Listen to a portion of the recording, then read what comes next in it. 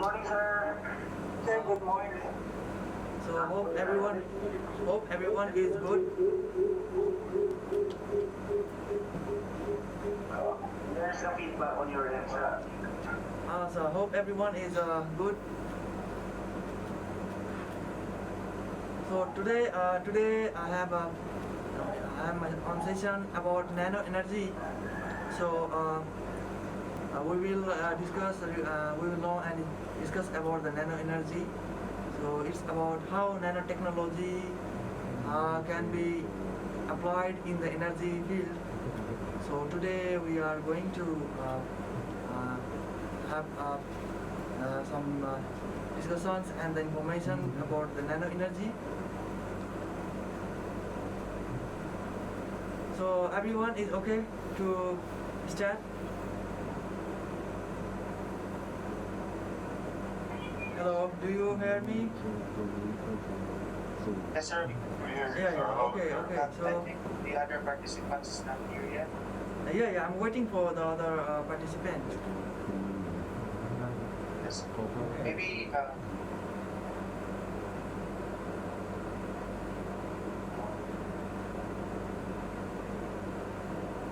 So let's talk about just for the talking like nano. So anyone would you like to share about the nano? Any idea? What is nano? Anyone? If anyone interested, we can start discussion and then further we can go for the slides because today's session is application for the nanotechnology in energy sector, in biomass, biofuel, and hydrogen production, hydrogen storage in this sector. So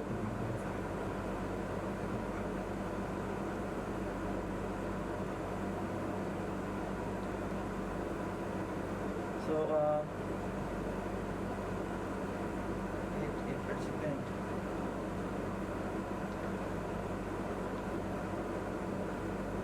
Okay, so I would like to start my session, okay?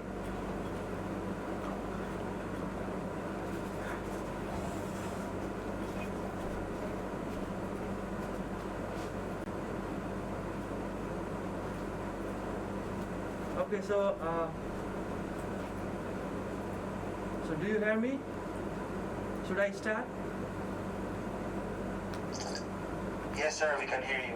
Okay, thank you. I can hear you. Thank you. So let's talk about nano energy. This is about nanotechnology and nanomaterial. We synthesize either eco-friendly or some chemical method or physical method. And further, how can we apply in the energy application? So today's this session is about this one, nano energy. So my name is Pankaj Kumar Jha. I belong to the Sustainable Energy Management Program, Faculty of Environmental Management, and Prince of Songkhla University here in Thailand.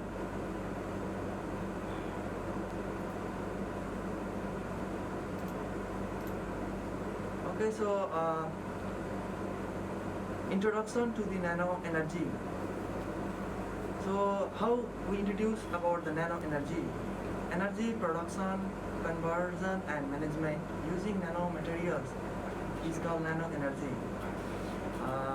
It's just a simple definition about nano energy. That, we incorporate nanoparticles in energy sector. So we can say it's a nano energy. Next is nanotechnology to revolutionize the entire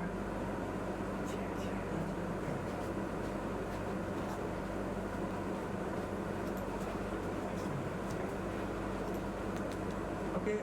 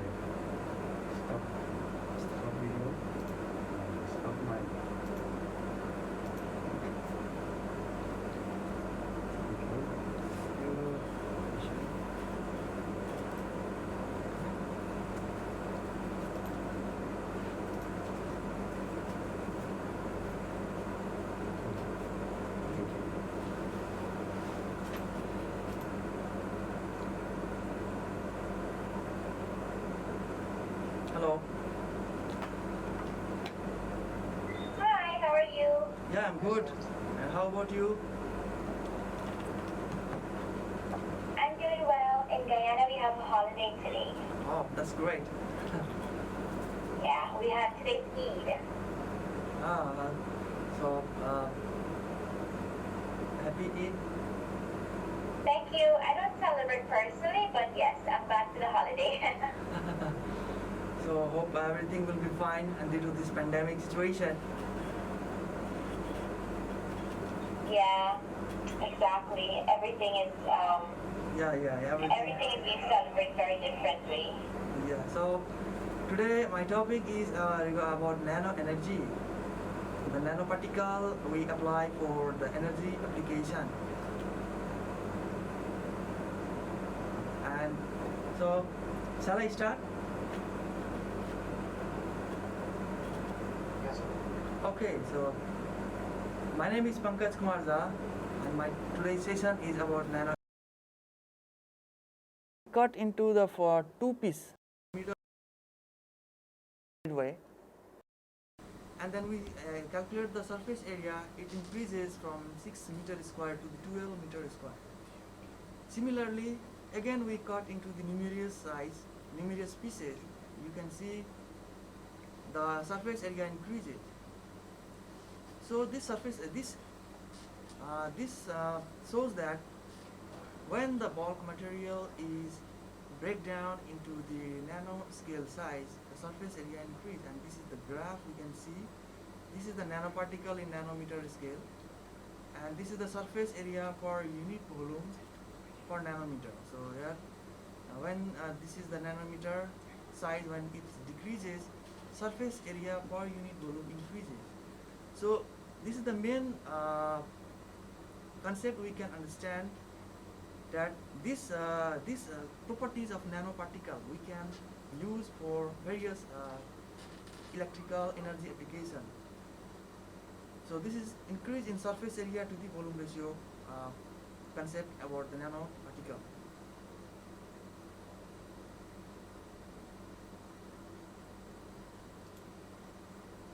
Now let's talk about application of nanomaterial, carbon nanomaterial in energy system.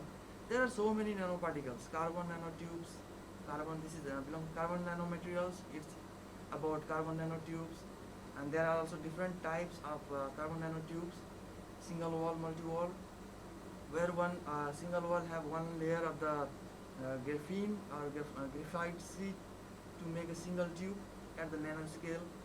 Similarly, if we uh, roll the bulk bunch of the graphene or graphene layer, single layer of the graphene into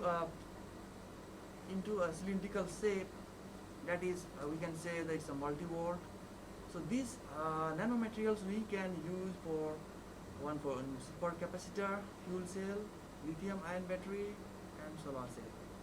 So these are the applications for the carbon nanomaterial in the energy system. Basically, carbon nanotube is keen interest because it has it has a good mechanical properties.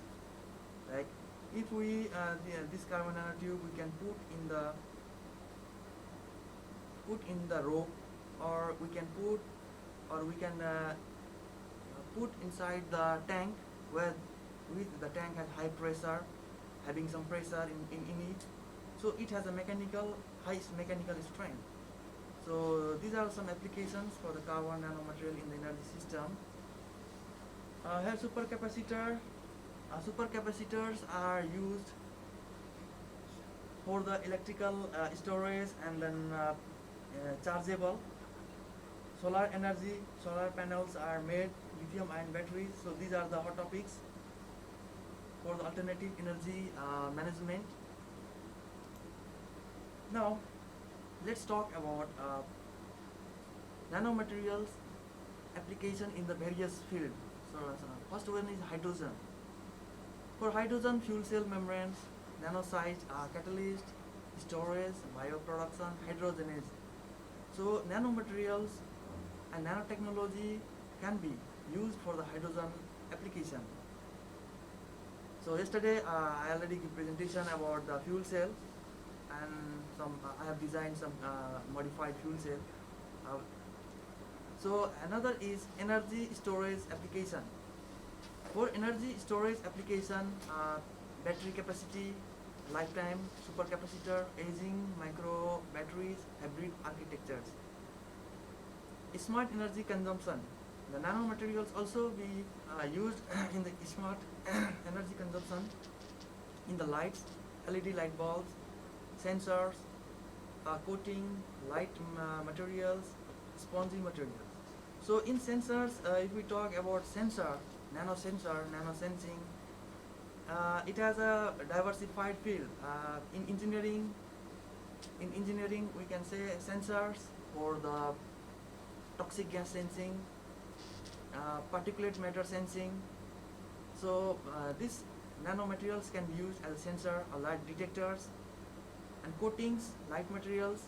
So the light materials we can make uh, energy energy instruments, or the instrument or engineering tools to conserve or for the light for the energy application. So it won't be the heavy, it will be like light, it's lightweight. So these are the some applications for the smart energy consumption. Another is in the electricity field. In electrical field, nanomaterial has a thermoelectricity application, high thermal supraconductivity cables with nanomaterials. So for the electricity, it's due to its high conductivity. So the cables with nanomaterials like nano cable, nanowires, we can use say the nanowires, can be used for the cables supraconductivity in the electrical field, in the electrical or electrical engineering application, we can say. Similarly, in the nuclear or fossil and fusion, high temperature materials, radiation resistance materials. So high temperature materials and radiation resistance materials is required in the nuclear power plant or in the nuclear field, because we know the nuclear rays are very hazardous to the human health and human population. So we need some material like for the radiation. If we talk about the radiation, graphene has a keen properties for the resistance of the radiation, and it has some good properties to block the wavelength or the block some waves, and protects from the harmful waves and the rays and light. So these are in the nuclear applications. Another is nuclear waste, nuclear fuel, and reprocessing. If we talk about nuclear waste, in the nuclear power plant or in the nuclear industrial sector, the chemical and the toxics are very hazardous. So in this nuclear, some graphene is used. Some part of the graphene has application for the air purification, toxic hazardous chemicals purification, separation, and in this and the nuclear fuels. So conversion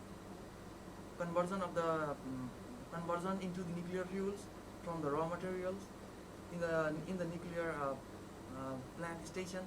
So this is all about the nuclear applications for the nanoparticle. Another is water. In water, we can say it has a numerous properties. Numerous applications for the nanoparticle.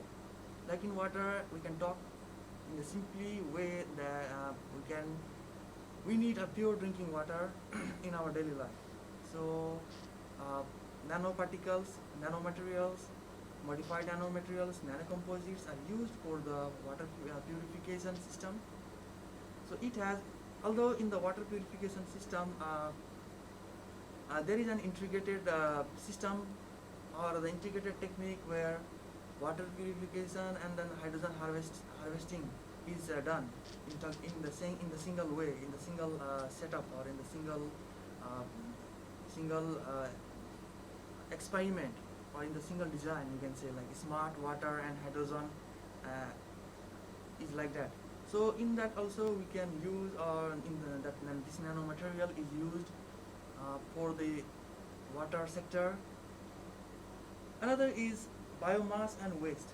So nanomaterial or nanotechnology is also used, also has a applications in the biomass and the waste.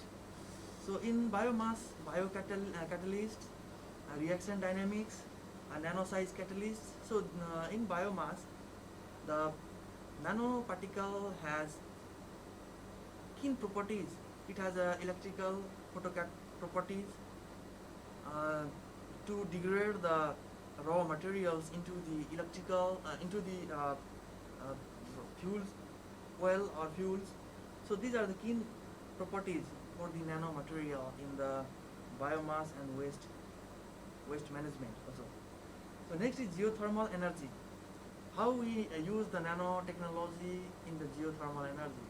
It's a cohesion, nano interfaces and coating. So if we talk about sensing, nano sensing, like in geothermal, in microsensor, if we talk, I'm not expert in the microsensor, but I have some knowledge regarding the nanotechnology and the microsensor.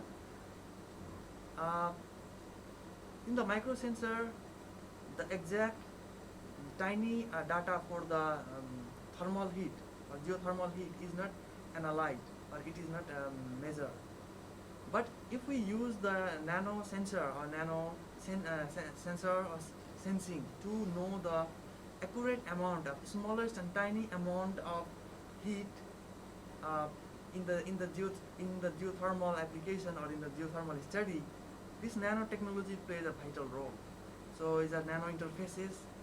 So using the nano interfaces, we can calculate about the geothermal energy, and then we can apply. So nanotechnology has also good application for the geothermal energy.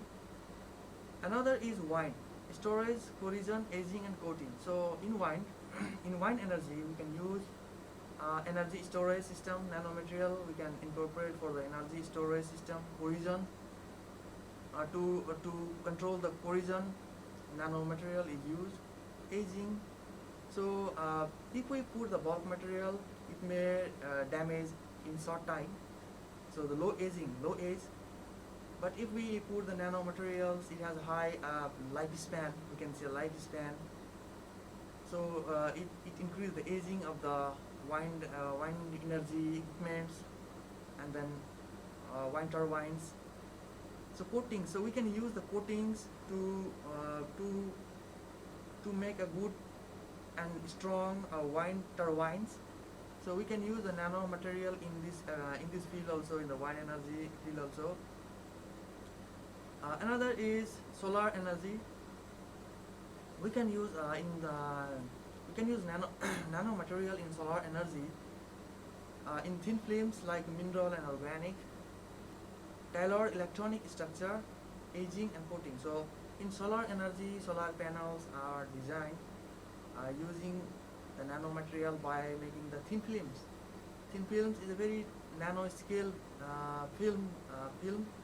So we can use as a transparent solar energy. We can coat on the glass, on the window. So the window will be like a dual function, one protecting the house and another harvesting the energy from the sunlight. So these are the applications for the nanotechnology in the energy field. Another is after that, this is all about applications, overview of the applications of the nanotechnology in the energy field. Now let's talk about energy application of nanotechnology for the photovoltaic nano solar cell. Solar photovoltaic is the best for alternative clean energy. Eco-friendly materials are in emerging demand for alternative energy application. Carbon nanotube is good at converting sunlight into power. Reduce graphene oxide nanomaterials, carbon nanomaterials, zinc oxide, titanium dioxide. These nanoparticles and nanomaterials are incorporated in the solar cell to build cheaper and eco-friendly and portable solar cells. So it has a good application in the energy for the solar energy production. So in this figure we can see, you can see here, this is a graphene, the carbon nanotube. This is a single wall carbon nanotube. So mostly in the solar cell, single wall carbon nanotubes are used because as we know, the carbon nanotubes are very strong and it has a high conductivity. The single wall carbon nanotube has high conductivity, so it can harvest the sunlight and convert it into the electrical energy. So the efficiency is very high in this in these carbon nanotubes in the solar cell application. So this is how we can use the nano solar cell application for the nanotechnology or nanomaterial. Okay, so now let's watch one video regarding the nano energy and the nanotechnology. Imagine a future where every home, office, or building is painted with solar panels, and its bricks operate as batteries thanks to nanotechnology. There's a lot of promise, but what is nanotechnology? Is it more science fiction than fact? I'm Matt Farrell. Welcome to Undecided.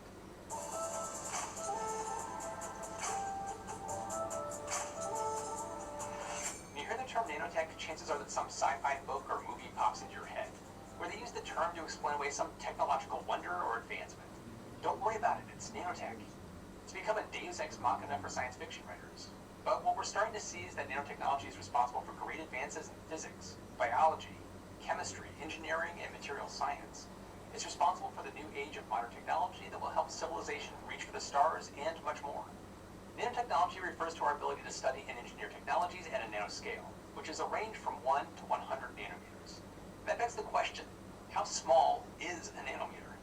Well, if I tell you that a nanometer is 1/1000th of a meter, or 1/100000th of a millimeter, I don't think that really clears things up.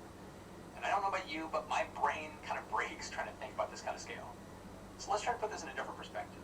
A human hair is around 75,000 nanometers wide. Remember, the range for a nanoscale is 1 to 100 nanometers. Still not doing it for you? Well, let's flip it around.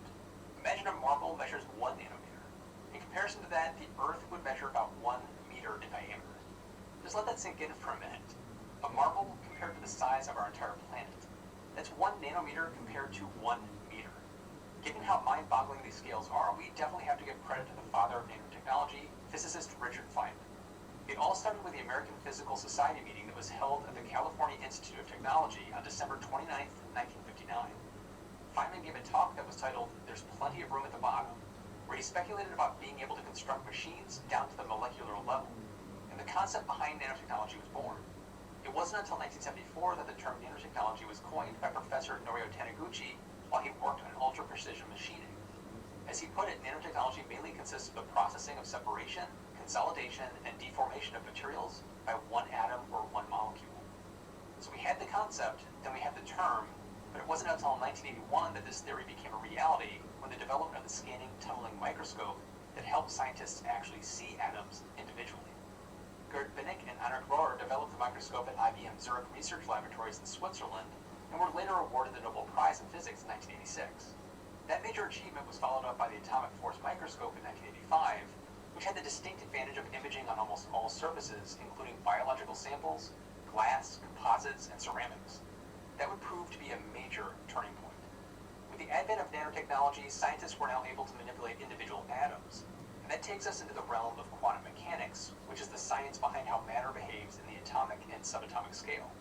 Thankfully, that's out of scope for this video because it breaks my brain even more. But imagine a future where every...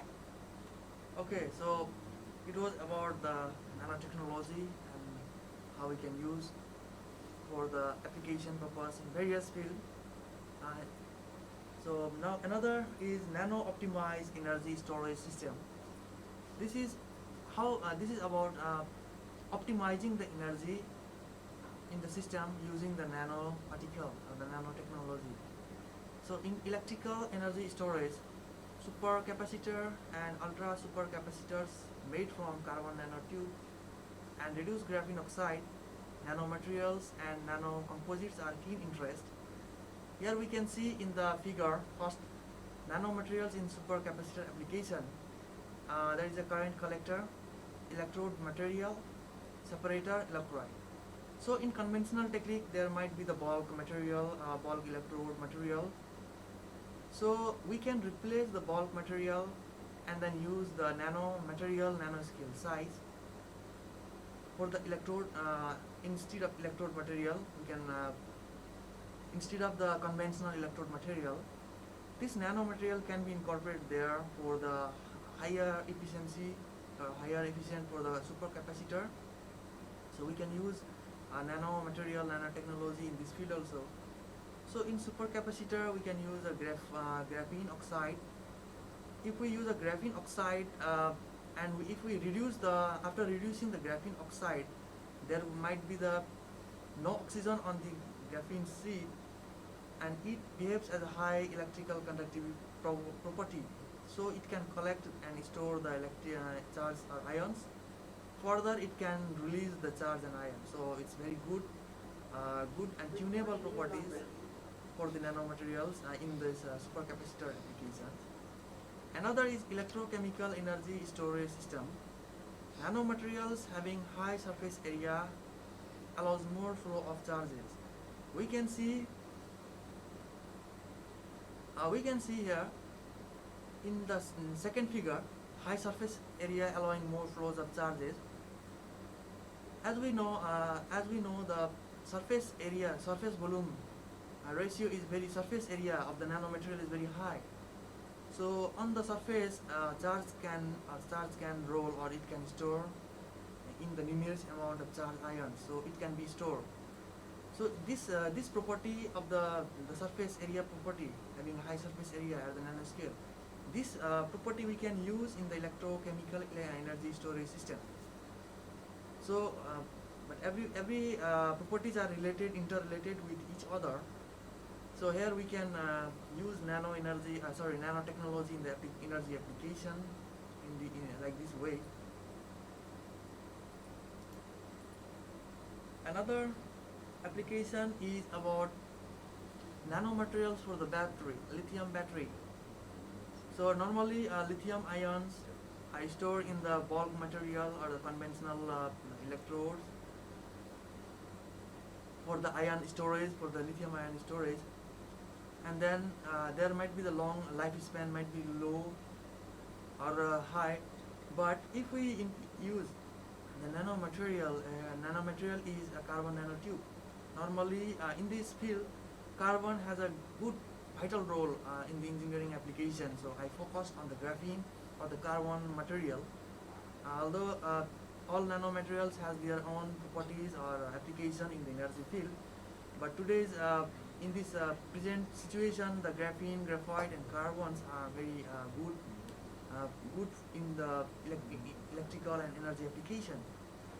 So in the lithium battery, we can see here in the figure first, in the anode side, the graphene sheet has lithium ions on it. So this lithium ions on it can be stored on the graphene sheet more number than the conventional electrode. And in cathode side also is a transition, some are the transition metal oxygens. So these are the mechanism how it can be incorporated for the energy application. So these are the engineering terms. So these are only I'm just giving some ideas how can we use nanomaterial, nanotechnology in these fields.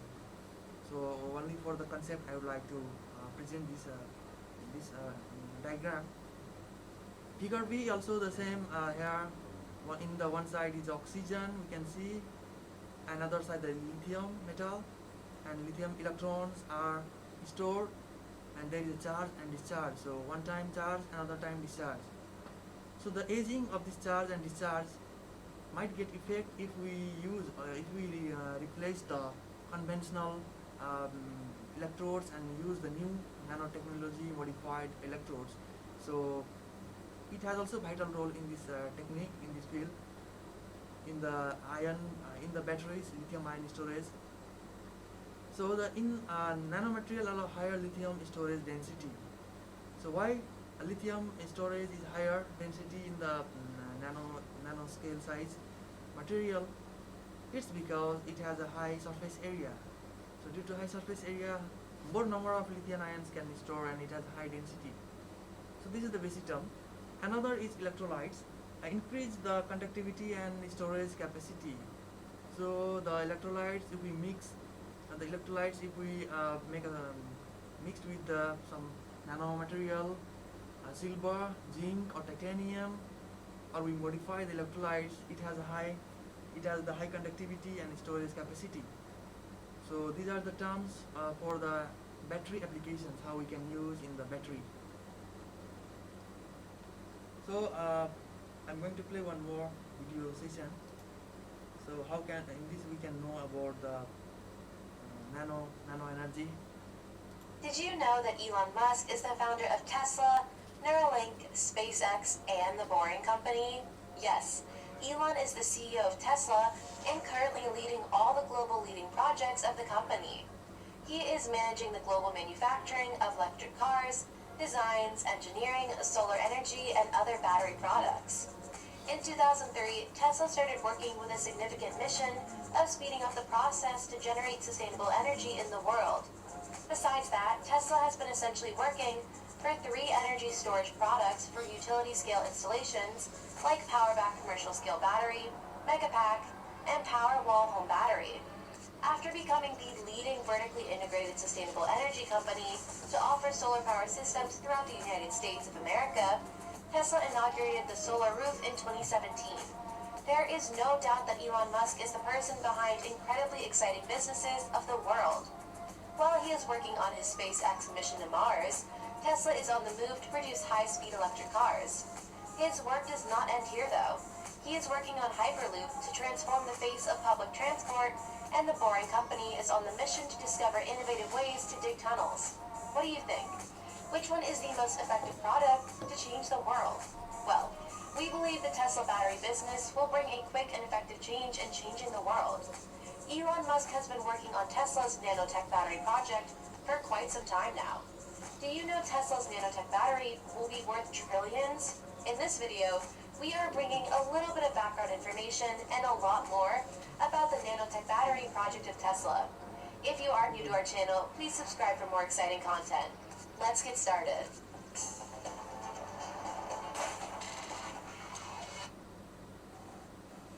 While working on the nanotech battery project, Elon Musk predicted that the Battery Day is going to be an exciting event for Tesla.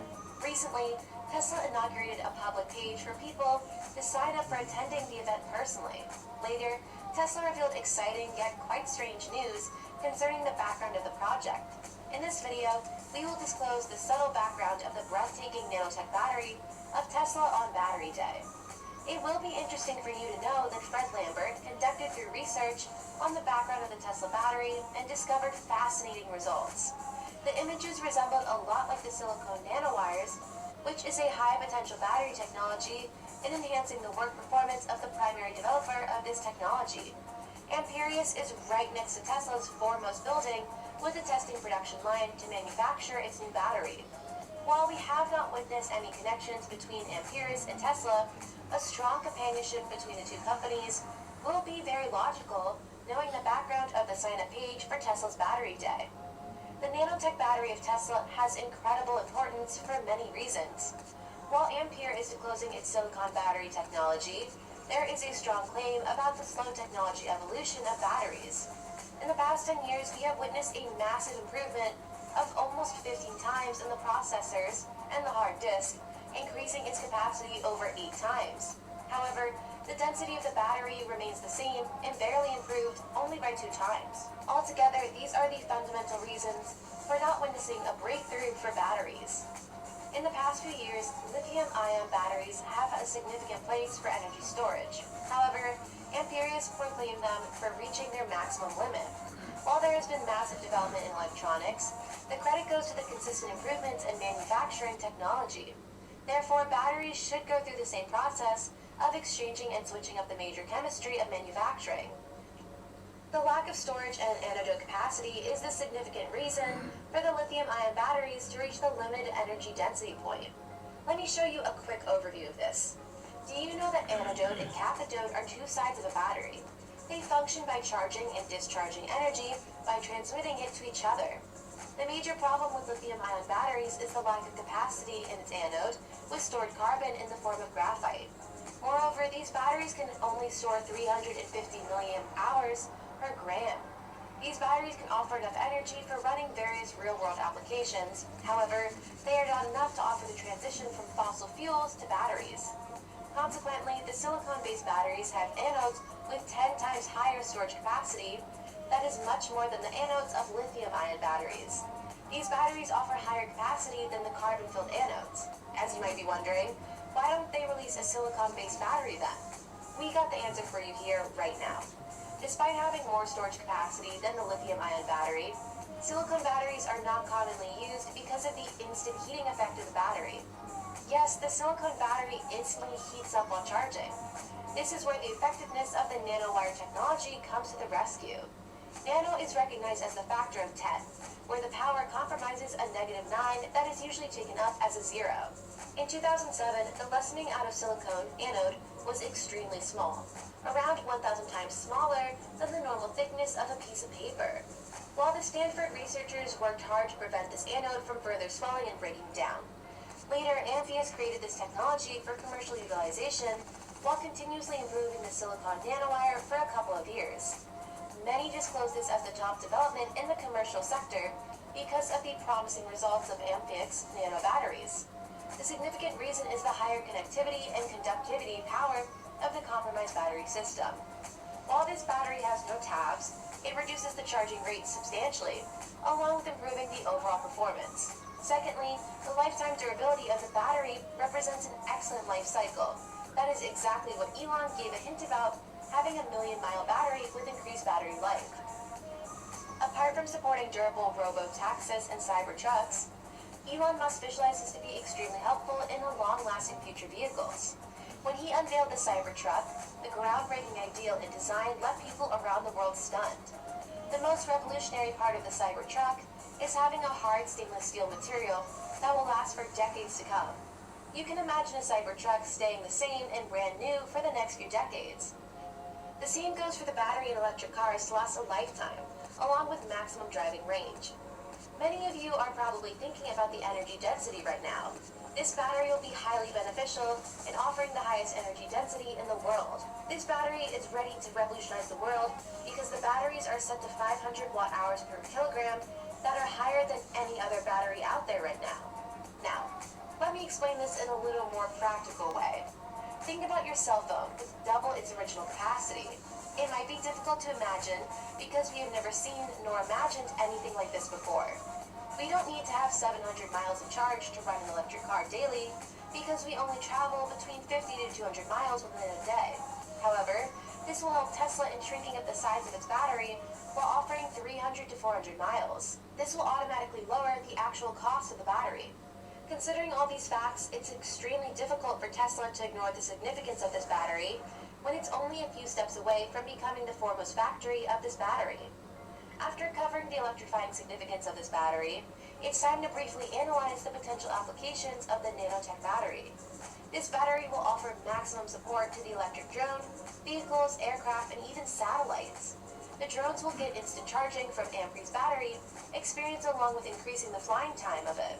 Most importantly, satellites will become a significant part of amphibious technology.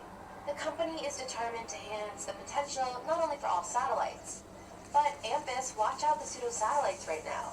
It will surely increase the lifetime of battery and density at higher altitudes. The pseudo-satellites become high-flying drones attached with solar panels.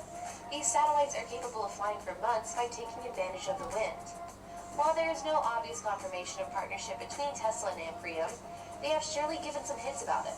For instance, Amprius completed the manufacturing of its higher volume anode in 2016. Later, Tesla started working on the leading producer of it to become the principal manufacturing factory. Another obvious hint of their partnership is being located right next to each other. It just makes sense. While Tesla is at 901 Page Avenue in Fremont, California, the Amprius is at the 1180 Page Avenue. These two buildings located right next to each other cannot be a coincidence. This is another sign of their potential partnership. Finally, yet importantly, Tesla hired a manager for running the engineering operations from Amprius around a year ago. While Yi Lichao was working as an amphibious for the past 8 years, he joined Tesla a year ago to start working as a manager. Still, this is not the important part. Chow was working for Tesla, but he gave a LinkedIn recommendation to his former employee and discussed the management of critical projects in the future. Later, the manager was mentioned taking a leading role in the management of the pilot production unit and offering a bridge between the front and back end. While the production line is currently working to develop the battery of Ampriso further, advanced qualification for a higher volume of the anode is needed. Whatever happened, Yilei is making engineering functions in the pilot production line at Tesla, which could be an obvious sign of an ongoing partnership between Tesla and Amprius. Remember, Yilei said all these things before 3 months of leaking the pilot production line while working at Tesla. This could be exactly what we all have been looking for. This might not be the exact confirmation of their partnership, but we all know that Tesla is working on this big project of nanotech battery with Amprius, and it's worth trillions. Elon Musk is highly ambitious about creating revolutionary history, along with making billions of dollars. He is the reason that people are ditching over petrol and old diesel cars. Most importantly, he is determined to leave a positive impact concerning climate change. The development of nanotech batteries with rapid switch to electric cars is the future of renewable energy. So, that's it. Did you know that So okay. So it was about the video was about the nanotechnology for the battery and energy application. How Tesla is applying it for the energy application using the battery, and that for the battery for the satellite and outer space application, environmental clean energy, environmental pollution-free battery management. So these are about the application of um, nanomaterials in the energy sector. So before proceeding to the next slide, I would like to have a break. So 15 minutes from now. Okay. So should I start my presentation? Yes, sir. Okay. So now next is about hydrogen energy. So in hydrogen energy, the main role is about water splitting. So water splitting directly using sunlight is considered as a clean energy. So we use the sunlight and use the nanomaterial to split the water into hydrogen and oxygen.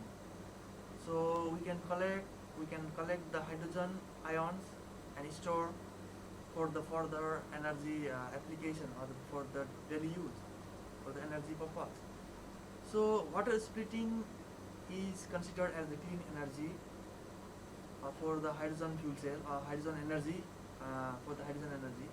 So hydrogen storage are of two types. So we need to, after we harvest or we generate the hydrogen ion, we need to store in a tank or by another means of the technique. So hydrogen storage are of two types. One is absorption and another is storage in a container. So if we talk about the absorption of hydrogen gas within the nanomaterials are the best solution for hydrogen storage system in future. Example, carbon nanotube, it's a CNTs. So we can use these carbon nanotubes for the absorption of the hydrogen ions on the surface, and we can store very efficiently and in the non-hazardous way. So this is the main application, or this is also the application in the hydrogen energy storage for the nanomaterial for the carbon nanotubes. So in picture we can see here picture A, B, and C and D. So these are the same image. This is the transmission electron microscopy analysis for the carbon nanotube, and each cylindrical shape is now here seen having certain diameter. So it is a carbon nanotubes. Figure A figure B shows the figure A is the overall structure of the carbon nanotubes. Figure B is zoom in to see how about the carbon nanotubes. Here white spot we can see there in the figure B. There we can store the hydrogen ions in the carbon on surface of the carbon nanotubes. So single wall or multi-wall. These both nanotubes, carbon nanotubes, are used for the hydrogen storage. Another is for the hydrogen absorption on the carbon nanotubes. So the role of carbon nanotube or nanomaterials. There are so many nanomaterials. So maybe metal oxide nanoparticles or silver, zinc, titanium, ruthenium. We can't use for the absorption, but if we talk about the carbon, either graphene layer, single graphene layer, or the rolled graphene, that the rolled graphene we call carbon nanotubes. So this we can use for the absorption of hydrogen and we can store. So in small amount of carbon nanotube, we can store numerous or huge amount of hydrogen ions on it for the absorption process and store the hydrogen for the future application. So these are also one other application for the carbon nanotubes in the hydrogen energy and for the nano energy applications. Another is storage in a container. So this is a normal, like one container. A container have a hollow cylindrical shape where we can put the liquid hydrogen or gas hydrogen. So this is the general, but in conventional technique, the challenges were about the high pressure. High pressure inside the container was challenging because it has a low mechanical strength. Because of the low mechanical strength, it might get burst or it might get break. So there may be some hazardous or the pollution to the environment, or it's harmful to the society and the surroundings. So in this container application for the storage of the hydrogen gas, we can use carbon nanotubes, graphene sheet on the top of the cylinder, rings, and then carbon fiber high pressure bezel. So we can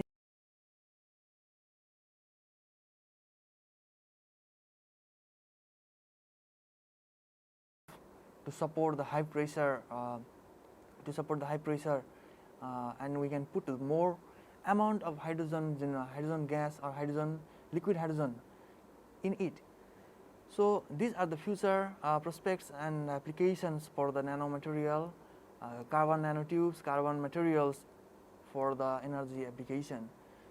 So and one more thing, in absorption of hydrogen gas within in the nanomaterial,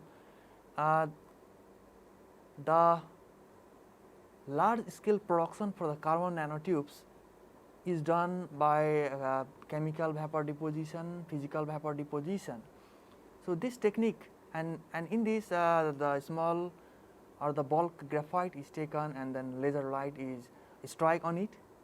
When it strike on the graphite, the single layer degrades and comes up and fall on the substrate.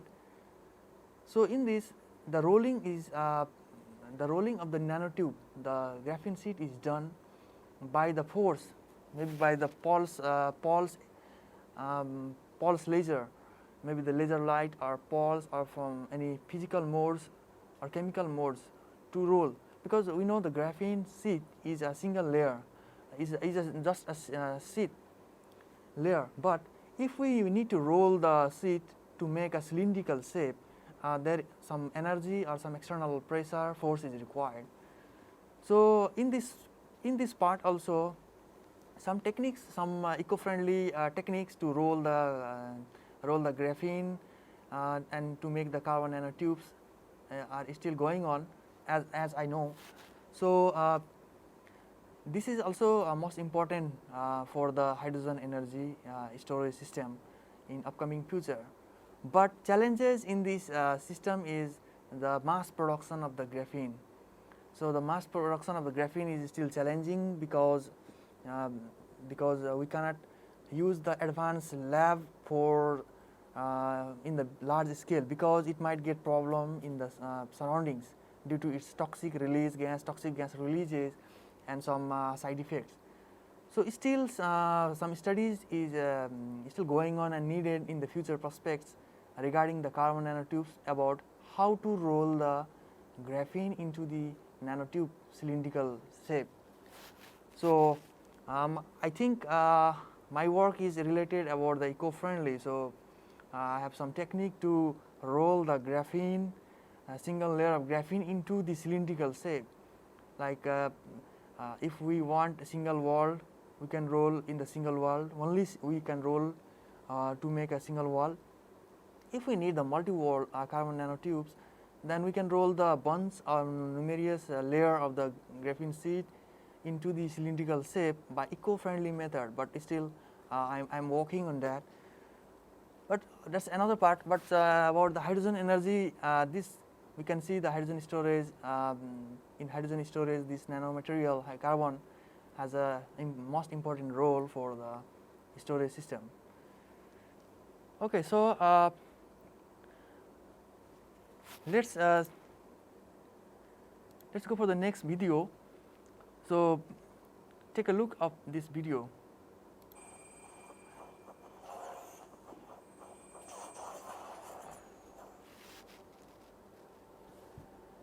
Molecules are nature's building blocks, but there are natural limitations to what we can do with them, given the confines of classical chemistry, where we can only play with what Mother Nature has given us.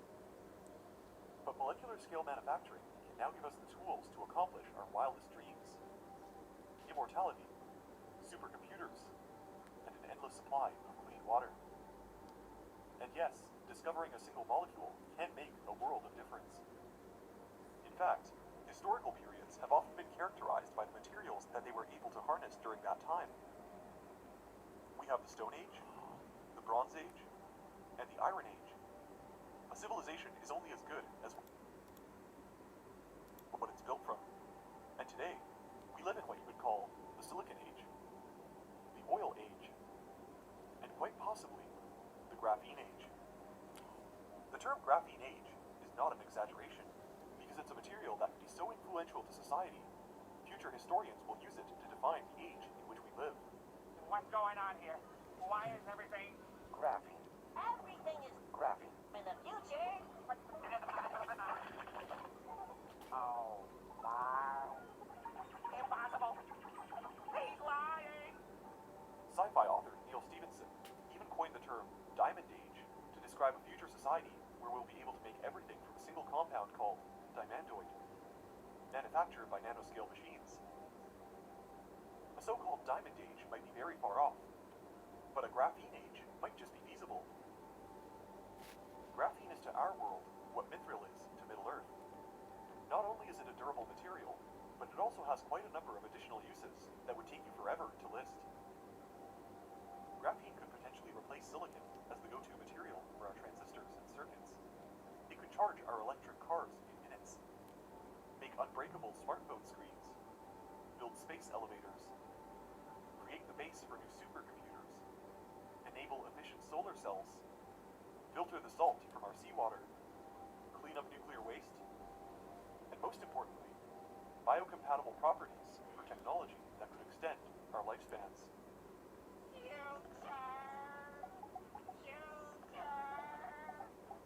Graphene elastomers are the FDA-approved, quote, safe material that we've always been searching for, making up the foundations of neural electrodes used in BCIs, coatings used for prosthetics, and brain-computer interfaces that could rescue us from the shackles of aging. For those who haven't heard of it yet, graphene is an allotrope of carbon first discovered about a decade ago. It can even be found scattered in the graphite of your pencil. But recently, we realized that it was kind of a wonder material with countless uses.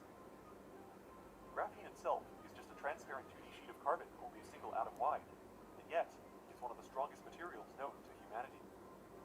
You could stretch graphene by a quarter of its length, and because of its ultra-strong interatomic bonds, it'll still remain stiffer than diamond.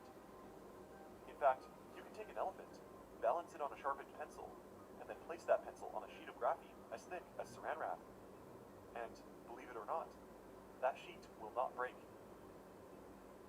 Today, we can even create graphene aerogels that are just 99.8% air, yet stronger than steel, as well as carbon nanotubes, where graphene is rolled up into layered cylinders, or fullerenes, which can be mixed in to strengthen other materials.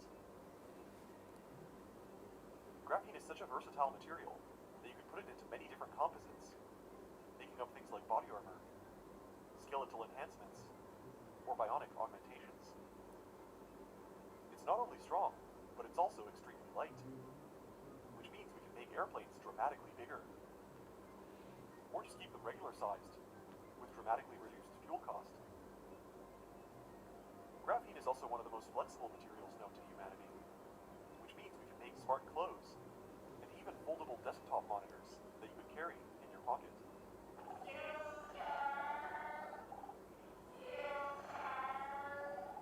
But it's not just the tensile strength and flexibility that make it useful. In fact, graphene's potential superconductivity could also make the world brighter. A Canadian-based company called Graphene Lighting developed a light bulb containing filament-shaped LED-coated graphene that could conduct heat and electricity more efficiently than a traditional LED light bulb. This is because carbon atoms in graphene are densely packed into a two-dimensional hexagonal pattern we call a benzene ring, which creates ultra-stable bonds and free electrons, an unobstructed particle flow that gives graphene its conductive characteristics. And as we mentioned earlier, graphene also has high biocompatibility, which means it can be used in biomedical applications like implants, brain-computer interfaces, and cell grafts that could extend our lifespans. For example, if you have a damaged eye, the biocompatibility of graphene transistors could let us create a mesh that interacts with your optic nerve, helping to send image data to your occipital lobe and visual cortex. The list goes on, from medical scanners to bulletproof vests, spacecraft, batteries, quantum computers, and even DNA sequencers. A material that will revolutionize every industry in the modern age. So, if graphene is so great, then why aren't we funding it? And why isn't it everywhere? Well, mainly because graphene is hard to isolate, and its synthesis is very difficult because it consumes valuable resources, making it one of the most expensive materials to manufacture. So with that said, why should we believe all this hype about graphene? Will it ever be practical, and could we ever enter a graphene age? Well, I wouldn't give up hope just yet, because we've only just recently discovered it. It's been hidden in plain sight longer than you can imagine. In fact, all you need is a pencil and some scotch tape, and you can even manufacture tiny flakes of graphene yourself. After all, the graphite of your pencil is really just tiny flakes of graphene piled up. So we know graphene can take many different shapes. It's just a matter of how we synthesize it on an industrial scale.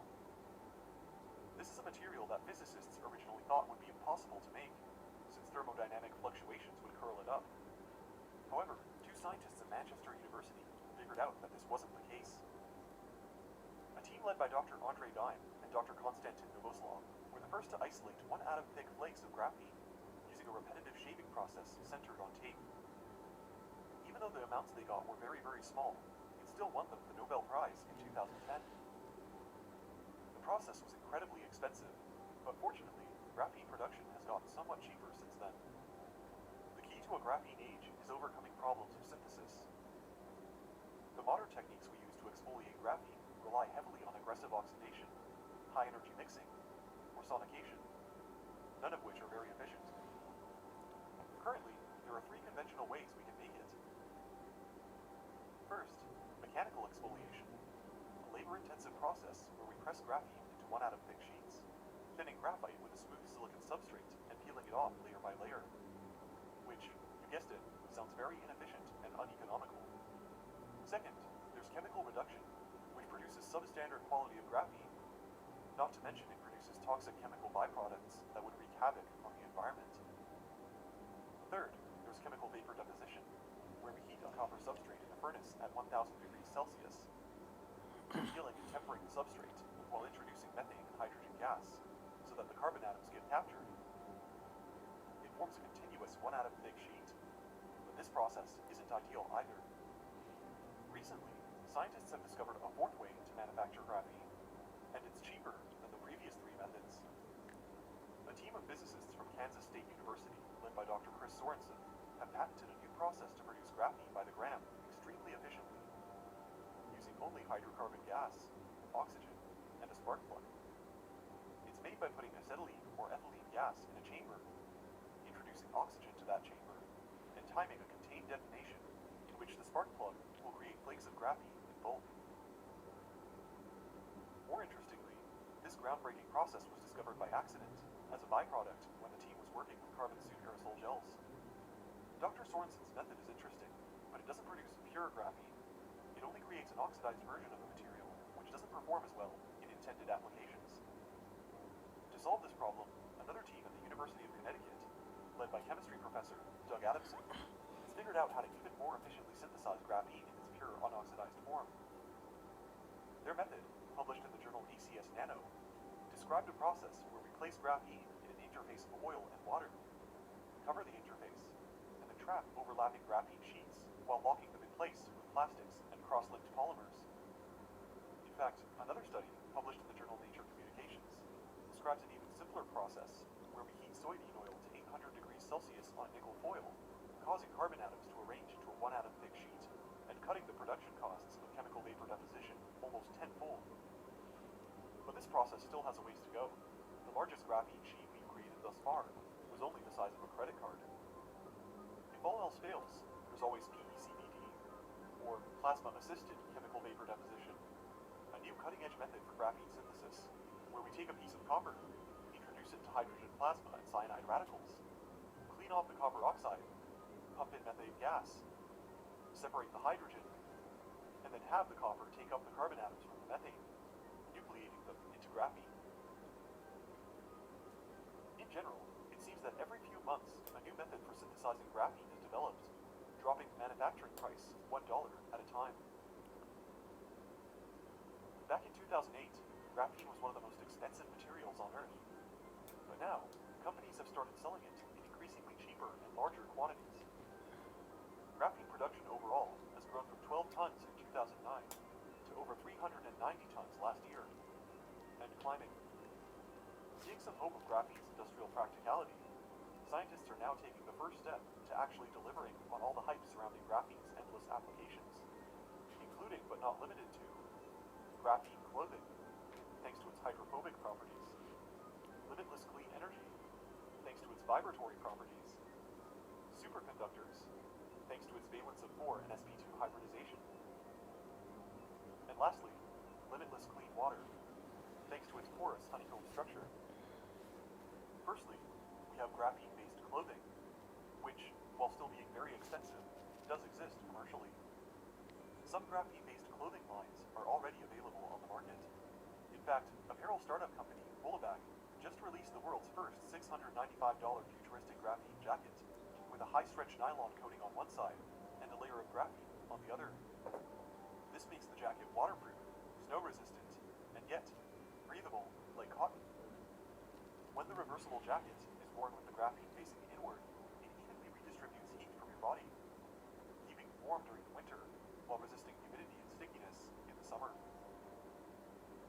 The jacket won't stink or smell because the bacteria on your skin can't grow on graphene. Likewise, since water runs impermeably off the jacket, sweat can still evaporate out of it.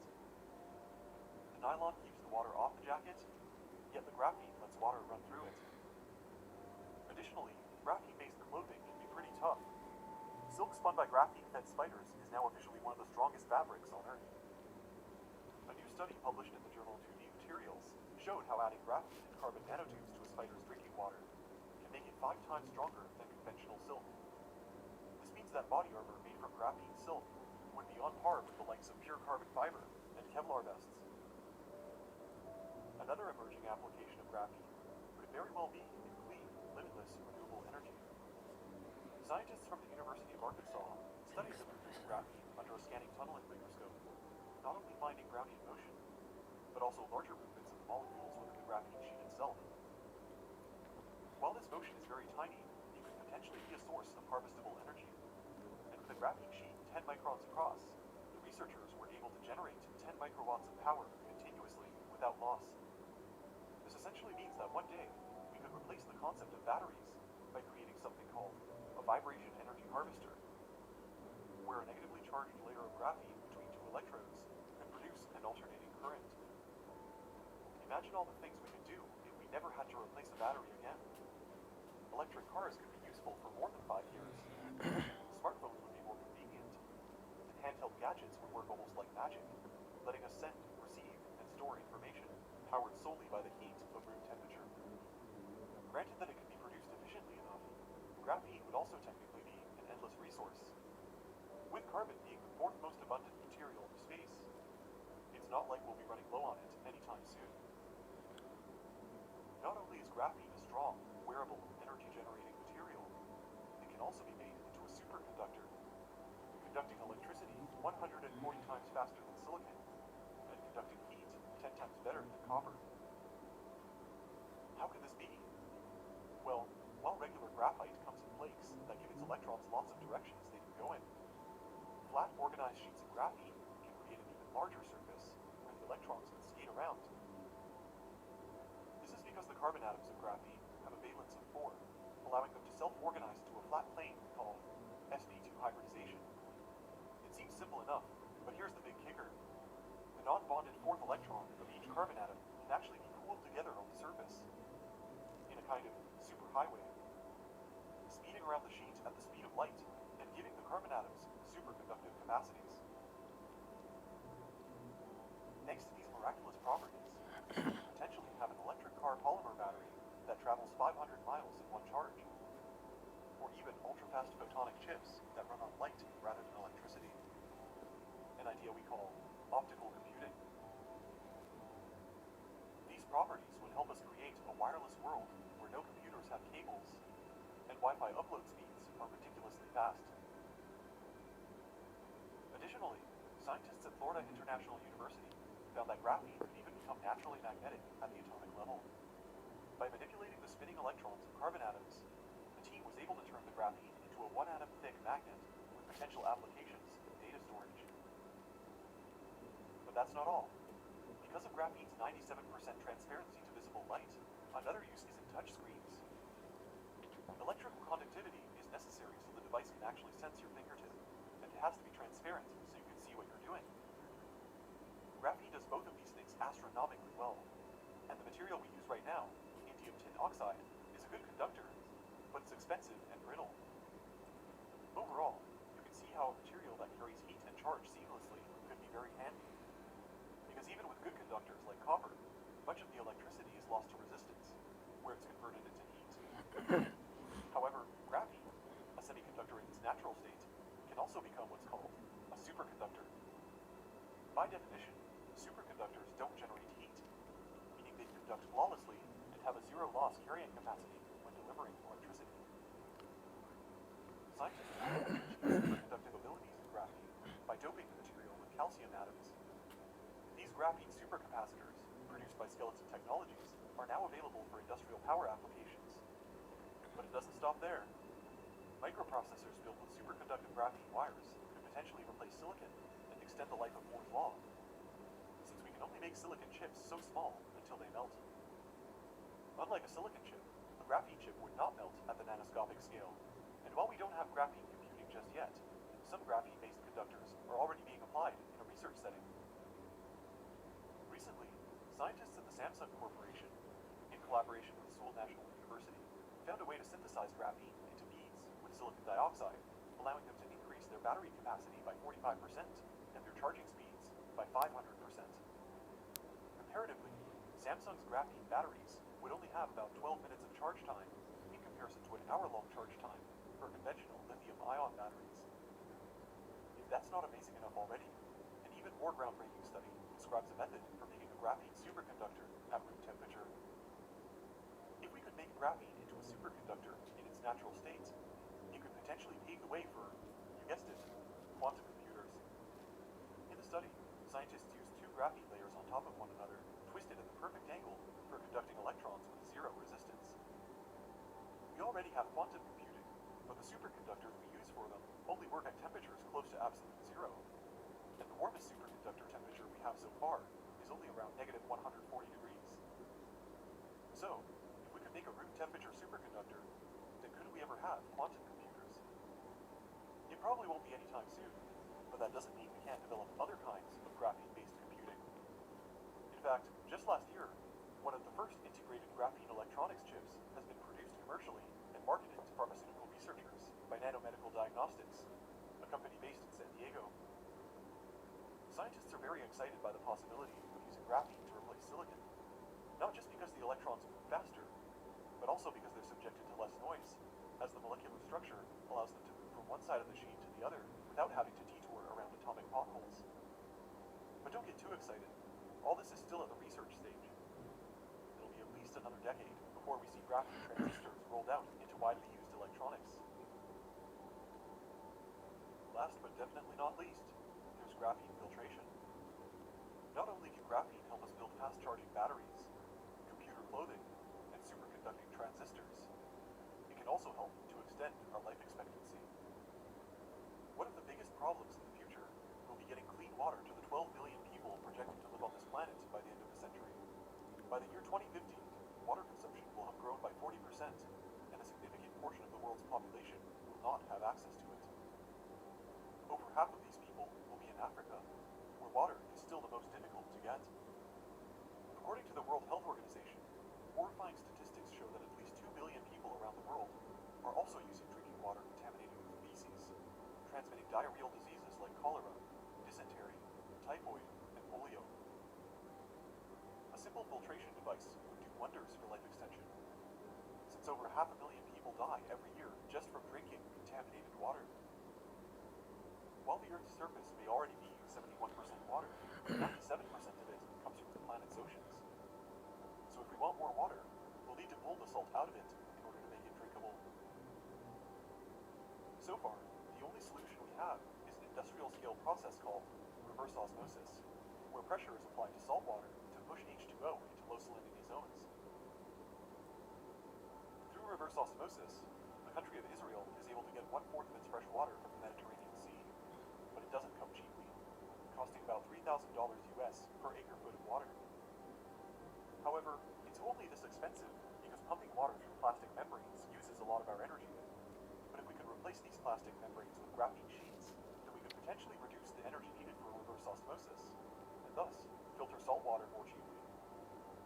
Using computer models, researchers at MIT believe we can now build a filter using hydroxy-decorated nanometer-scale graphene pores just wide enough to allow H2O molecules from seawater to pass through. The honeycomb-like structure of graphene creates a kind of net that only allows small molecules, as well as electrons, protons, and various ions to travel through, while blocking larger molecules. More research published in the journal Nanotechnology shows a prototype for a graphene oxide-based seed membrane that can filter out the giant salt molecules. This solution means that we might not only be looking at industrial water filter plants, but potentially tiny filtration systems in every home. Every family could have water free of Illuminati mind control drugs, or whatever else you believe to be lurking in your tap water. We're breaking the conditioning! Ah! This goes especially for the city of Flint, Michigan, which has a well-known contamination problem with lead in their drinking water. Graphene filters won't only filter water, though. In fact, they would allow for the storage, separation, and purification of any small gas, liquid, or pharmaceutical you can think of. A good nanofilter system holds the promise of creating carbon capture plants that can deconstruct CO2 from the atmosphere, catch radioactive waste particles, and even extract the 20 million tons of gold particles floating around our oceans. A graphene filter plant that catches gold could help pay off the United States' $20 trillion debt. Also, consider energy. There's more lithium and uranium dissolved in our ocean water than is thought to be presently available on land, meaning an endless supply of nuclear power plant fuel and electric car batteries is hidden in our coastlines. Most importantly, graphene filters might also help us extract industrial quantities of xenon to accelerate laser technology and deep space exploration. The dense noble gas we call xenon is the preferred propellant for NASA ion drives, since its inert atomic properties make it less corrosive to ion engines than cesium fuel. The only problem is that we have so little xenon in reserve that if NASA were to use it for just one space mission, they'd be using up about 10% of the global annual production rate for xenon. Fortunately for us, though, xenon is naturally occurring in the Earth's atmosphere. And if we could design nanostructures small enough, we could passively harvest trace amounts of its gigantic atoms. Instead of needing to compress xenon, which is energetically expensive, we might be able to design walls or surfaces where the atoms can stick to. If we were able to tailor the size of the pores within the lattice, we might be able to construct a very selective filter to extract anything we want. The nanotechnology startup, Numat, founded by Dr. Ben Hernandez and Dr. Omar Farha, is already trying to do something like this, where they plan to combine graphene filters and MOF filters to catch xenon gas. MOFs, or metal organic frameworks, are essentially Brita filters on steroids. Open cage structures similar to graphene in the sense that they can filter selected kinds of molecules. But again, don't get too excited, because creating these filters won't be simple. The map is not the territory. What happens on small-scale micropatches of graphene in the lab and a football field-sized sheet of graphene in an industrial filter plant is a world of difference. In conclusion, graphene technology will drive innovation in almost every industry to inconceivable heights. We might truly see the graphene age within our lifetimes. It's just a matter of how fast we can accelerate the industrial scale-up. While graphene extraction may seem impractical because of purity issues, don't forget that we had the exact same problems in the silicon industry a century ago. And yet now, silicon is in all our electronics.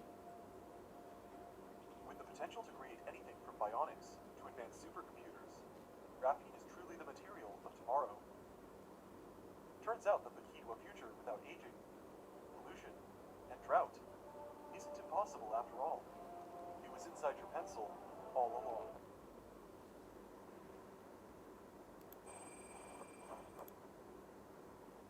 Okay, so the documentary was about the graphene and how the graphene has revolutionary properties in various applications, not only in the energy sector but in various sectors like biomedical, biomedicine, like drinking water, water purification system, and nanofiltration system. So it has a diversified applications of these graphene nanomaterials. So this and not only the graphene nanomaterials have these important applications, but also it has some other nanomaterial like metal oxide, organic nanomaterial like liposomes. These all are also the very important for the numerous applications. The organic nanomaterial we can also incorporate for the energy engineering applications. So this is all about the graphene. Before going to the next slide, I would like to talk more about graphene for the upcoming generation or for the future generation. How will it be? So the graphene, we can see it will be the like a portable mobile phones, like flexible mobile phones, smartwatch, wearable clothes. Like you can change the color of the clothes, the same material, but the sometime will be white, green, yellow, or the color will change. So these are also the future prospects for the graphene, graphene oxide, or the carbon nanotubes or carbon materials, and also the nanomaterials. If we talk about the application of these nanomaterials in the biomedical sector, because why I am focusing about the biomedical sector for the graphene or nanomaterial is, for example, if some patient or people has eye problem like retinal disorder or retina is damaged, so he or she can't see the object because eye is damaged already, and he or she is a blind, or that people is a blind. So in this situation, the graphene plays an important role to recover this blind patient and can see the world. So it's because it has a highly conductivity properties, electrical properties. It's a good electrical properties and strong. It can transfer the information from the nerve cells to the brain, an image captured by the eye or in the artificial eye will be programmed to the brain, so he or she can see the image in front it's appearing. So it's because it's all the electrical properties which is applied in the biomedical sector. So graphene is most important in the diversified field. Okay, now let's talk about next slide is nanomaterial in photocatalytic hydrogen harvesting. Okay, if we talk about photocatalytic hydrogen harvesting, so what is the meaning of photocatalytic? Photo is a light, catalytic, on the presence of light it acts as a catalyst and do some reaction, so it's a photocatalytic. So in nanomaterial is very good enough for the hydrogen harvesting from the sea water or any water. For example, in this diagram you can see the yellow color figure is the nanoparticle.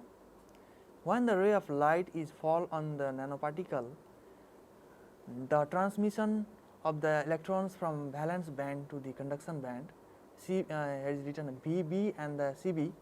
So from the valence band to the conduction band, the electron jumps or it's a migrate.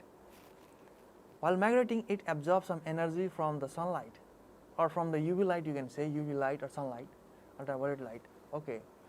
After absorbing the energy, and then it excites, it releases some energy. After some energy get quenched and some electrons got fall back to the valence band from the conduction band. Just reverse. In the beginning, electron goes from valence band to the conduction band, and then further, when the ray of light is stopped, the electrons flow back from the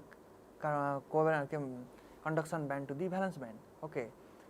So this is the main technique. This is the main thing where this hydrogen splitting is accomplished.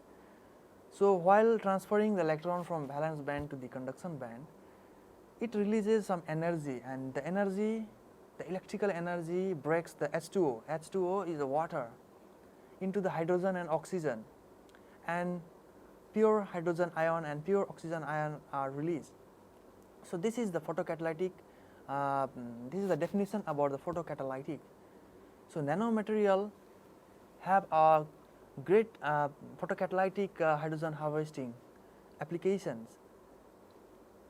So in this photocatalytic hydrogen harvesting, nanomaterials like silver nanoparticle, zinc nanoparticle, titanium nanoparticle, ruthenium, even graphene, carbon nanotubes, these all these nanoparticles and nanomaterials are used to photocatalyze the water using the light, the clean the natural source of energy, the sunlight, and then produce the hydrogen. But while doing the photocatalytic performance, we can also harvest the hydrogen energy, and then in the meantime we can do the water filtration, or we can purify the water to get the good water or drinking water. So the photocatalytic application has two method, like two applicational method. Like one is for energy, which is integrated, it is combined together. Like if we separate the hydrogen from the water H2O molecule into hydrogen and oxygen, we will get the hydrogen as a energy application. In the meantime, timing, we can do the dye degradation which is present in the water, and then we can harvest the hydrogen, and then we can purify the water for the drinking purpose. So this is about the photocatalytic hydrogen harvesting. So I have one more video about the photocatalytic harvesting, and it's about the hydrogen energy.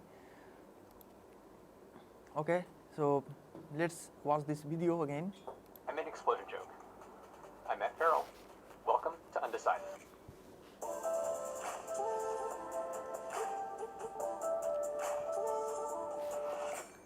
hydrogen go green? Well, on paper, the British scientist JBS Haldane was the first one to raise the concept of renewable hydrogen in 1923. It's not until 1990 that the Haldane prediction became true. In that year, hydrogen was produced from solar for the first time in a German pilot plant. But what is green hydrogen? Well, there are three color-coded categories of hydrogen production: green, gray, and blue. As of today, the definition of green hydrogen doesn't seem to be the same across the globe. Based on the European Certified project, hydrogen is awarded a green card if it's generated by renewable energy and the process's carbon emissions are 60% below those released by gray hydrogen. And gray hydrogen is made from fossil fuels, specifically by steam reforming of natural gas. And gray hydrogen turns into blue when carbon capture utilization is used as part of the process. Basically, you're just sucking up as much of the carbon output as you can during the process. I've got a video on CCS and another video if you're interested, but that's the full hydrogen rainbow. But how do we produce green hydrogen from renewable sources? The most ready-to-go technologies are first a renewables-powered electrolyzer, also known as power-to-gas, or P2G. And the second is steam reforming of biogas with or without carbon capture.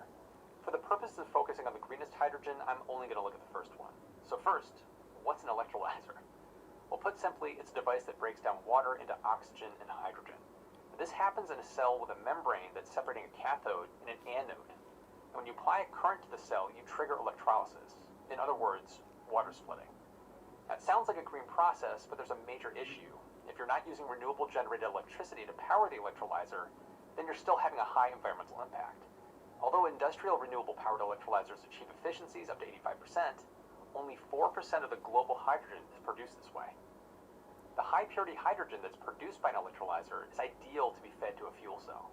During the last decade, hydrogen fuel cell development has slowed down a little bit, but it's still moving along and hasn't stopped. Japanese companies have been all in on fuel cells and vehicles, sometimes to a fault. But the cost is dropping as the technology continues to edge towards mass production.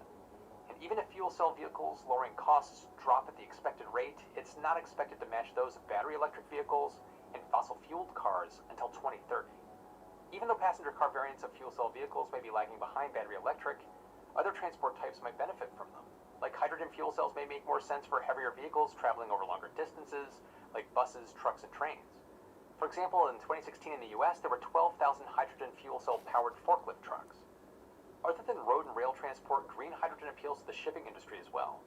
Many maritime companies are considering this option, but it's not clear sailing since hydrogen has a lower volumetric energy density compared to other fuels, which makes it tricky to store on board. The workaround for this would be to use high-pressure systems like liquefied hydrogen or solid materials to trap the gas into. Now, all of this is still very much under development. So, is green hydrogen getting off the ground? Well, in some cases, it is, literally. Airbus is counting on green hydrogen to propel its zero-emission aircrafts by 2030. But the aviation application isn't free of challenges either. We're still far away from having adequate infrastructures to provide large amounts of hydrogen at airports around the world.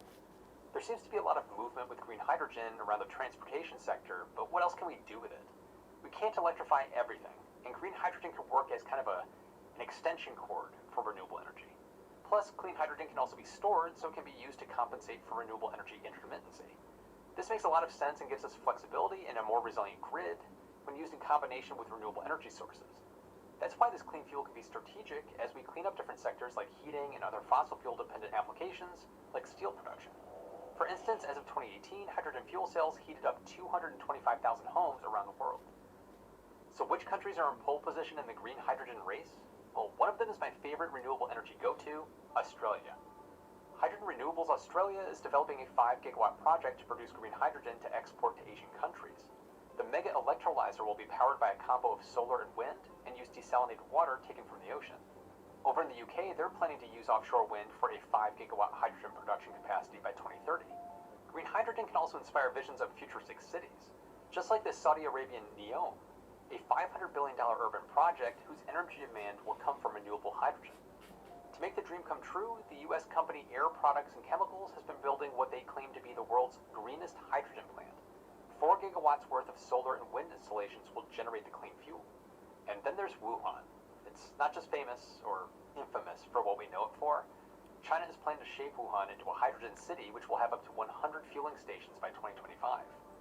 But solar and wind aren't the only options to produce green hydrogen. Despite an explosion at a hydrogen filling station, Nell's fuel cell EV's production is still going at full blast. jokes here. The Norwegian company has been generating their clean hydrogen from hydropower since 1940. And this year, Scotland will launch the world's first continuous green hydrogen power plant powered by tides. The missing link is vanadium flow batteries, which will store energy surplus generated by tidal turbines at high tide and release it at low tide. To add to that, geothermal energy will also contribute to green hydrogen generation in New Zealand at some point later this year. And that's not the end of it. Scientists around the world have been brewing up clean hydrogen using some crazy innovative solutions. What if you could produce hydrogen using a solar panel on your roof? Well, a Belgian research team did just that. They didn't actually use the one on your roof, but they developed a solar cell prototype that can produce 250 liters of hydrogen per day out of sunlight and moisture. And that's just moisture from the air. To add to that, their latest panel efficiency increased 150 times compared to one created 10 years earlier. Now, this is still lab talk, but if they're able to scale this technology up, we won't need expensive electrolysis megaplants anywhere. What about producing hydrogen while reducing global warming at the same time? It sounds a little crazy, but a South Korean research group developed a catalyst made of cheap materials like magnesium to convert the two worst greenhouse gases, CO2 and CH4, into hydrogen. Their climate-friendly process is called dry reforming. Another cheap yet efficient solution is coming from Japan. The University of Tokyo made hydrogen out of light organic waste and a catalyst made from rust. Yes, rust. Bypassing the energy-demanding water-thirsty electrolysis, their technology produced 25 times more hydrogen than conventional techniques. While there is a buzz around green hydrogen, it's money that makes the world go round. So is it worth it? Let's take a look at the true cost of green hydrogen and see how competitive it is to other fuels.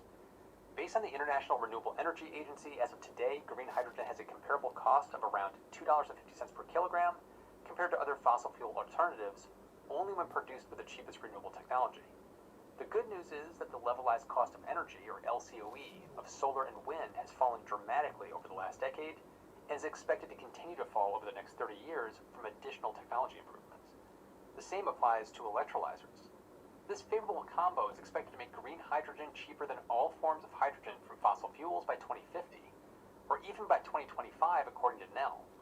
The Norwegian electrolyzer manufacturer claimed that they could cut costs of their devices by 75%. This will bring down the levelized cost of hydrogen to $1.50 per kilogram, the same as gray hydrogen. So if they pull this off, they'll be in price parity in just a few years. The Hydrogen Council also predicted green hydrogen to become more competitive than gray hydrogen as early as 2030 for long-range large vehicles like trains, buses, and forklifts, as well as boilers and in industrial heating. But this won't come for free. We'll need to invest $70 billion to upscale hydrogen technologies. It's a big investment, and throwing money at hydrogen might not be a good idea for some.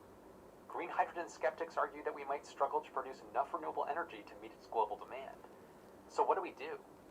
Well, we could mix and match the colors. Remember blue hydrogen? It might be able to act as a bridge as we ramp up green production. The point is that the much-hyped hydrogen economy might be slower and less green than many think.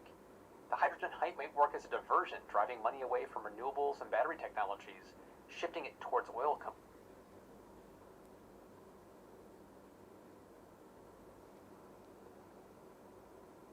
I made an explosion joke. Okay, so it was about the hydrogen energy. So how the hydrogen energy is growing demand as a clean energy source. So it was the documentary about that and its various applications and the production. So another slide is about nanomaterials in photocatalytic hydrogen harvesting. So first of all, let's see the graph. Here in the graph right side we can see the diameter of the nanometer, the diameter of the nanomaterials in nanometer scale, and another is a band gap. So here I have put example of the cadmium, selenium, CDSE. So here when the diameter of the nanoparticle increase, you can see here the band gap energy decrease, and when the nanomaterial has a small size, the band gap energy increase. So this is the main important for the size where the photocatalytic hydrogen harvesting is performed. So here from this graph you can see like a band gap and nanometer size. So it has like small size has high band gap energy where it can split the hydrogen because it generates the high amount of the energy. So the charge separation and transportation is the major concern in the photocatalytic water splitting. So mainly the charge separation, as earlier slide I have mentioned. So when the UV light or ultraviolet light falls on the nanomaterial, it from the valence bond to the conduction band, the electron flows. So it's the charge separation. So this charge separation exhibits the energy, electrochemical energy or electrical energy at the ionic state or at the nanoscale state. The water molecule, hydrogen and oxygen is split, and then further the hydrogen and oxygen is separated. But it is not only application for the hydrogen splitting, water splitting, but it also applicable for the dye degradation, photocatalytic dyes degradation from the contaminated water, like from the industrial stage or the industrial state or locality. Rivers have dye, industrial areas have dyes in the water due to the contamination, like some contaminants like phenolic compound, arsenic, or some toxic chromium, magnesium, the toxic materials, and methylene blue and other organic compounds. So the same mechanism is applied for the degradation of the dyes, that is on the photocatalytic dye degradation. So these two terms are interrelated: photocatalytic hydrogen harvesting and photocatalytic dye degradation. Now next, nanostructure materials, their morphological and crystalline effects, photocatalytic water splitting. So in the graph you can see first one is a spherical, the black rectangle. The spherical red is a tetrahedral shape. Triangle in green color is octahedral, and the blue is experimental, is a triangle. So this different material has a different shape: spherical, tetrahedral, octahedral, and experimental. Okay, experimental is their synthesized newly material. So let's talk about the spherical, tetrahedral, and octahedral. So here you can see in the black rectangular is the spherical. So from this graph it's clear, in the spherical shape, if the nanoparticle has a spherical shape and the diameter is very small, or the size of the nanomaterial is very small, in graph is 5 nanometer, the band gap is around between 2 and 2.1. In the same, we can see in the red one, the tetrahedral structure, the nanometer size decreases, the band gap increases. This is the one because same one is spherical, another is a tetrahedral, the shape is different, and another is octahedral, the green one. So the green one, same, it's between 2.1 and 2.2, the band gap energy at the 5 nanometer scale. So here we can understand how the shape and the structure and the morphology of the nanoparticle effects on the band gap energy, and the effect of this band gap energy for the photocatalytic hydrogen harvesting or the photocatalytic water splitting or degradation, dye degradation in the application. So it's a tunable properties. If we want a large scale, large size nanomaterial, we can synthesize accordingly so that we can get the desired nanomaterial. Another, if we need the small scale size nanomaterial, in the graph is around 5 nanometer. So we can synthesize accordingly by maintaining the pH of the solution in the biological method I talk, using the leaf extracts and some plant extracts or herbal extracts. So we can tune the shape, size, morphology according to the synthesis process or according to our demand, what type of nano morphological structure we want for the nanomaterial and application.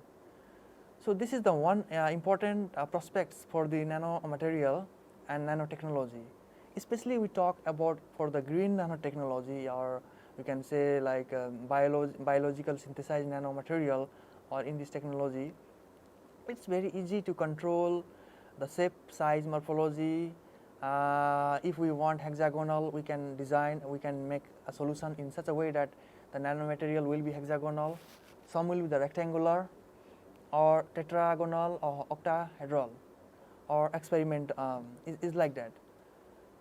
So it is about the tunable properties of nanomaterial and how can we use for the application in the energy application, not only in the energy application, in the electrical, including water filtration and some biomedical applications. The next one is nanomaterials can tune their band gap bandwidth by controlling its size and morphology. So if we control the morphology, we can control the bandwidth. So this is the most important part for the nanoparticle. Basically, if we synthesize from the why I focus in the eco-friendly synthesis method, because only we can tune the shape, size, and how big nanomaterial we want, like 30 nanometer size we want, or 5 nanometer or 15 nanometer size nanoparticle we want, or what shape of the nanoparticle we want, spherical, hexagonal, tetragonal, or whatever else, cubic. So we can control by using this green nanotechnology method, or we can say biological method. So this is the tunable properties, and this thing we can apply for the energy application and various field.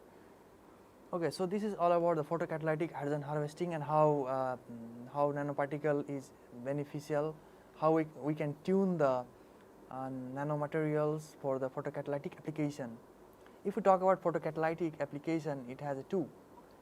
One is about water splitting, and another is about dye degradation. Okay, so next, this is about nanomaterial in the dye degradation. So why I mentioned this dye degradation instead of energy in the energy session, because nanomaterial have a photo dyes degradation properties as the same as the water splitting or the hydrogen production technique, the similar. Water splitting and dye degradation are interrelated. If we want to split the water, if water has dyes, it can split into the different forms, and then we can harvest hydrogen in one side, and we can degrade the dyes in one side, and then we can get the purified or the degraded or pure water by the nanofiltration technique. So we can get hydrogen and oxygen. We can get hydrogen and oxygen in one single technique or in one method. So photocatalytic water purification and the hydrogen harvesting, these two terms are interrelated. So this is about the nanomaterials, how the dye degradation. This figure is about photocatalytic dye degradation of the methylene blue solution. So this is my work, and I kept this picture to make the clear understanding about the dye degradation.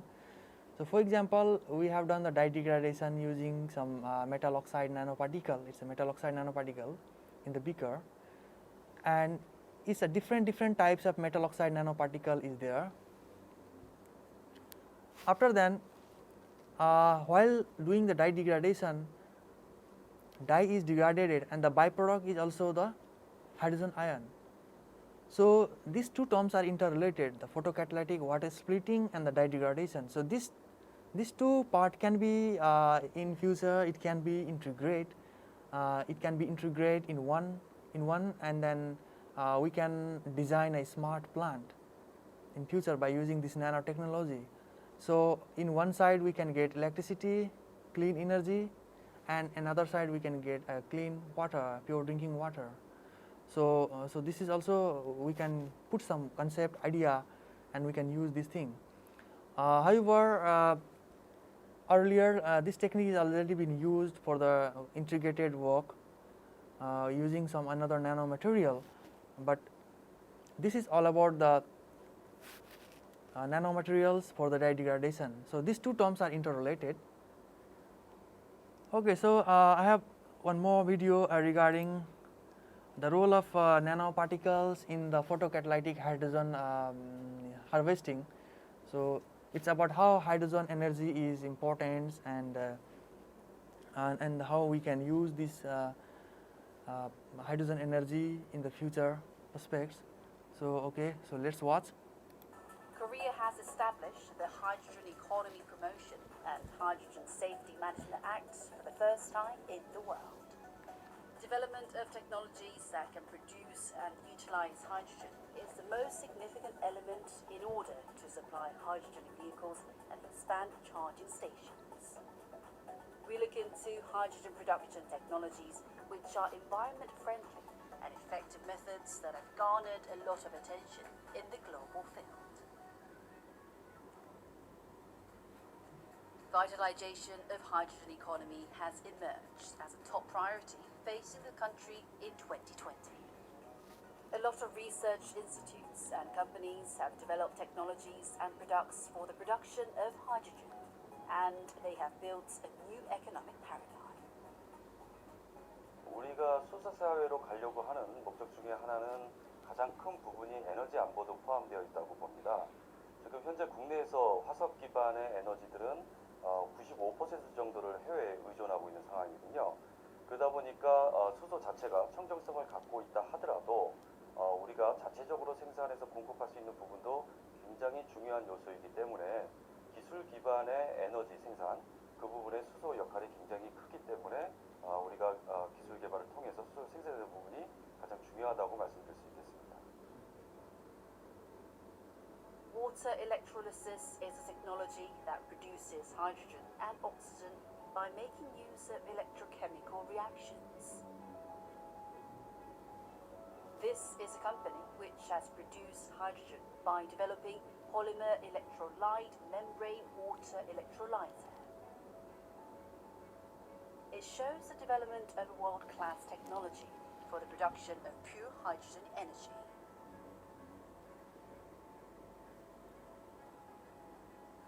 수전의 경우 물과 전기를 가지고 수소와 산소를 생산하는 방식인데요. 저희는 그 중에서 고분자 전해질 막을 이용하여 수소를 만드는 방식을 개발하고 있습니다. 현재 최대 200 노르말 세제곱미터 규모의 수소 발생기까지 생산하고 있습니다.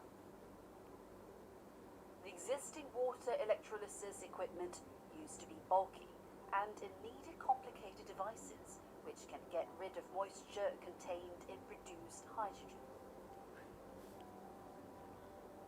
However, polymer electrolyte membrane water electrolyzer is smaller in size and it can produce hydrogen under high pressure, so the moisture can be removed.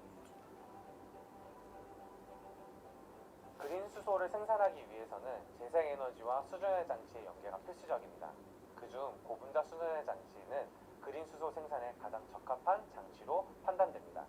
이에 재생에너지의 수요가 증가하는 만큼 고분자 수전의 장치에 대한 수요도 증가할 것이라고 예상됩니다.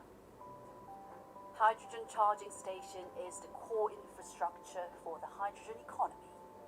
The hydrogen charging station in Seoul's National Assembly opened in September 2019 for the first time in the world. And the installation of 34 hydrogen charging stations was completed. The domestic business has developed commercial steam methane reformer for hydrogen refueling station which can extract hydrogen and provide it to vehicles immediately in real time. 수소 추출기는 천연가스를 활용하여 물과 결합하여 고순도의 수소를 추출하는 장치고요. 현재로서는 하루에 250kg에서 500kg를 생산하는 모델이 개발되어 있습니다. 수소 추출기 같은 경우에는 전국적으로 깔려있는 도시가스망을 활용하고 있기 때문에 전국 어디든 설치가 용이하다는 장점이 있습니다. commercial hydrogen generator can produce about 250 to 500 kilograms of hydrogen within a day. It is a huge amount of hydrogen that can charge 50 to 100 hydrogen vehicles. What is more, it has commercialized a technology that can extract hydrogen from LNG or liquefied natural gas for the first time in the domestic field. 수소 추출기 모델은 저희 회사 같은 경우에는 하루에 250kg 그리고 500kg를 개발할 수 있는 두 가지 모델이 개발돼서 상용화를 준비하고 있습니다. 앞으로는 늘어나고 있는 수소의 수요에 대응할 수 있도록 그보다 큰 모델인 1000kg, 5000kg와 같은 대용량 수소 추출기를 계속 개발해서 대응해 나갈 예정입니다. After producing hydrogen with a water electrolysis technology, a membrane is necessary to separate water and hydrogen. In case of the existing membrane, hydrogen and oxygen can contact with each other through tiny holes. And a domestic research team has developed a membrane separator which has decreased the size of micro holes. 저희는 현재 지금 잉여 전력, 지금 재생에너지를 이용해서 물을 분해해서 수소를 생산하는 전기화학 방식의 수소 생산 기술을 연구하고 있는데요. 이것은 전기화학을 이용하다 보니까 그 양극과 음극에서 각각 수소와 산소가 발생하게 됩니다. 이때 발생하는 수소와 산소 기체를 서로 차단해 주면서 전체 전기화학 효율을 극대화시킬 수 있는 분리막을 개발하고 있습니다. When reducing the size of microholes of membrane separator, it can cause increase in resistance as well as decrease in voltage efficiency. However, the newly developed membrane can maintain efficiency by uniformly spread the particles of zirconia, which is a hydrophilic material. 저희가 만든 분리막은 기존의 상용 공정으로도 충분히 만들 수 있는 분리막입니다. 따라서 조기에 상용화가 가능하고요. 그 조기에 상용화가 가능하다는 말은 곧 열릴 수소 경제 시대, 즉 그린 수소 생산에 중추될 수준의 기술에 바로 사용할 수 있다는 얘기입니다. 그러면은 저희가 이제까지 고효율, 그다음에 저가의 수소 생산에 크게 기여할 것으로 기대되고 있습니다. 현재 저희가 판단하기로는 한 해외 선도국보다 5년 정도 그린 수소 생산 기술이 뒤처져 있다고 판단을 했습니다. 하지만 정부에서 지금 대대적인 투자를 하고 있고요. 많은 우수한 인력들이 연구 개발에 참여하고 있습니다. 그래서 지금 현재는 에너지 소비국이었지만 또 수요국이었지만 앞으로는 이런 기술력을 바탕으로 수소 분야에서는 에너지 생산국으로서 탈바꿈을 하게 될 거고 세계 에너지 시장의 선도국이 될 것으로 전망을 하고 있습니다. A variety of measures have been promoted in 2020 in order to take a huge leap forward as a country that leads the hydrogen economy. Low-cost, highly efficient and eco-friendly hydrogen production technologies are necessary to build a sustainable ecosystem for the hydrogen economy. Anticipation is rising for the enhanced cooperation among the government, the National Assembly, as well as the public and private sectors to further develop technologies and make Korea take the lead in the global hydrogen economy.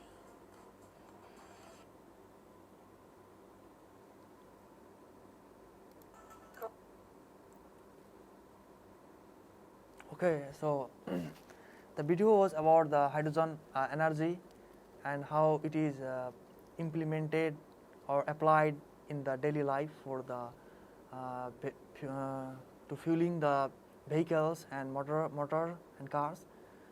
So next slide I have laboratory based photocatalytic dyes degradation and water splitting.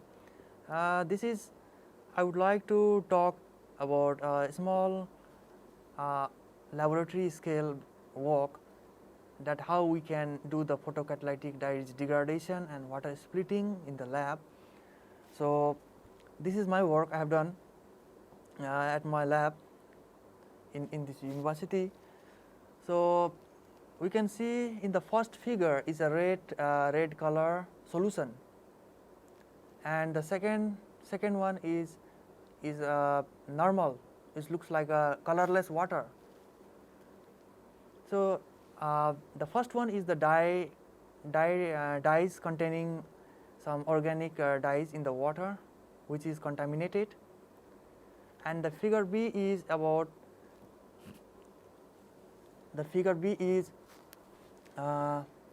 photocatalytic dye degraded water after the UV irradiation. So in this experiment, first in the glass, in the conical flask, we can take contaminated dyes water. Here we can see in the red color in the first figure. After then, we can put the nanomaterials in the water, we can mix. So this is the basic concept in the lab scale. So further it is applied in the large scale and for the application purpose. So in the glasswares, the dye solution is mixed with the nanomaterial. We used to put the certain amount of nanomaterial by maintaining the ratio.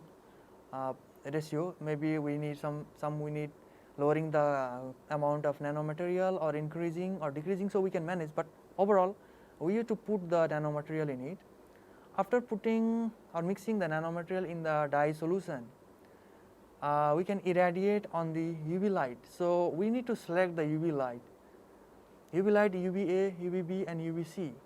So we need to check the UVB's absorbance of the nanomaterial, and we can select the UV light. So here I have selected UVA light because the nanomaterial, the technical some data we need to manage accordingly. So UVA light I have used. After UVA exposure on it, after 3-4 hours, we can see the dyes has been degraded, and it's now the it's a normal water, it's a clear water. So this is the photocatalytic dye degradation, and in this meantime, hydrogen also splitted. Water is splitted into hydrogen and oxygen. While splitting the water, hydrogen can be collected through the pipe. You can see in the second figure there is a pipe. So in the pipe through the pipe we can collect the hydrogen, and then we can measure how much production of the hydrogen is exhibited, or how much is producing using the nanometer. So here I have used the different types of nanomaterial, different types of nanocomposite, graphene intercalated with some metal oxide nanomaterials. So and then I have done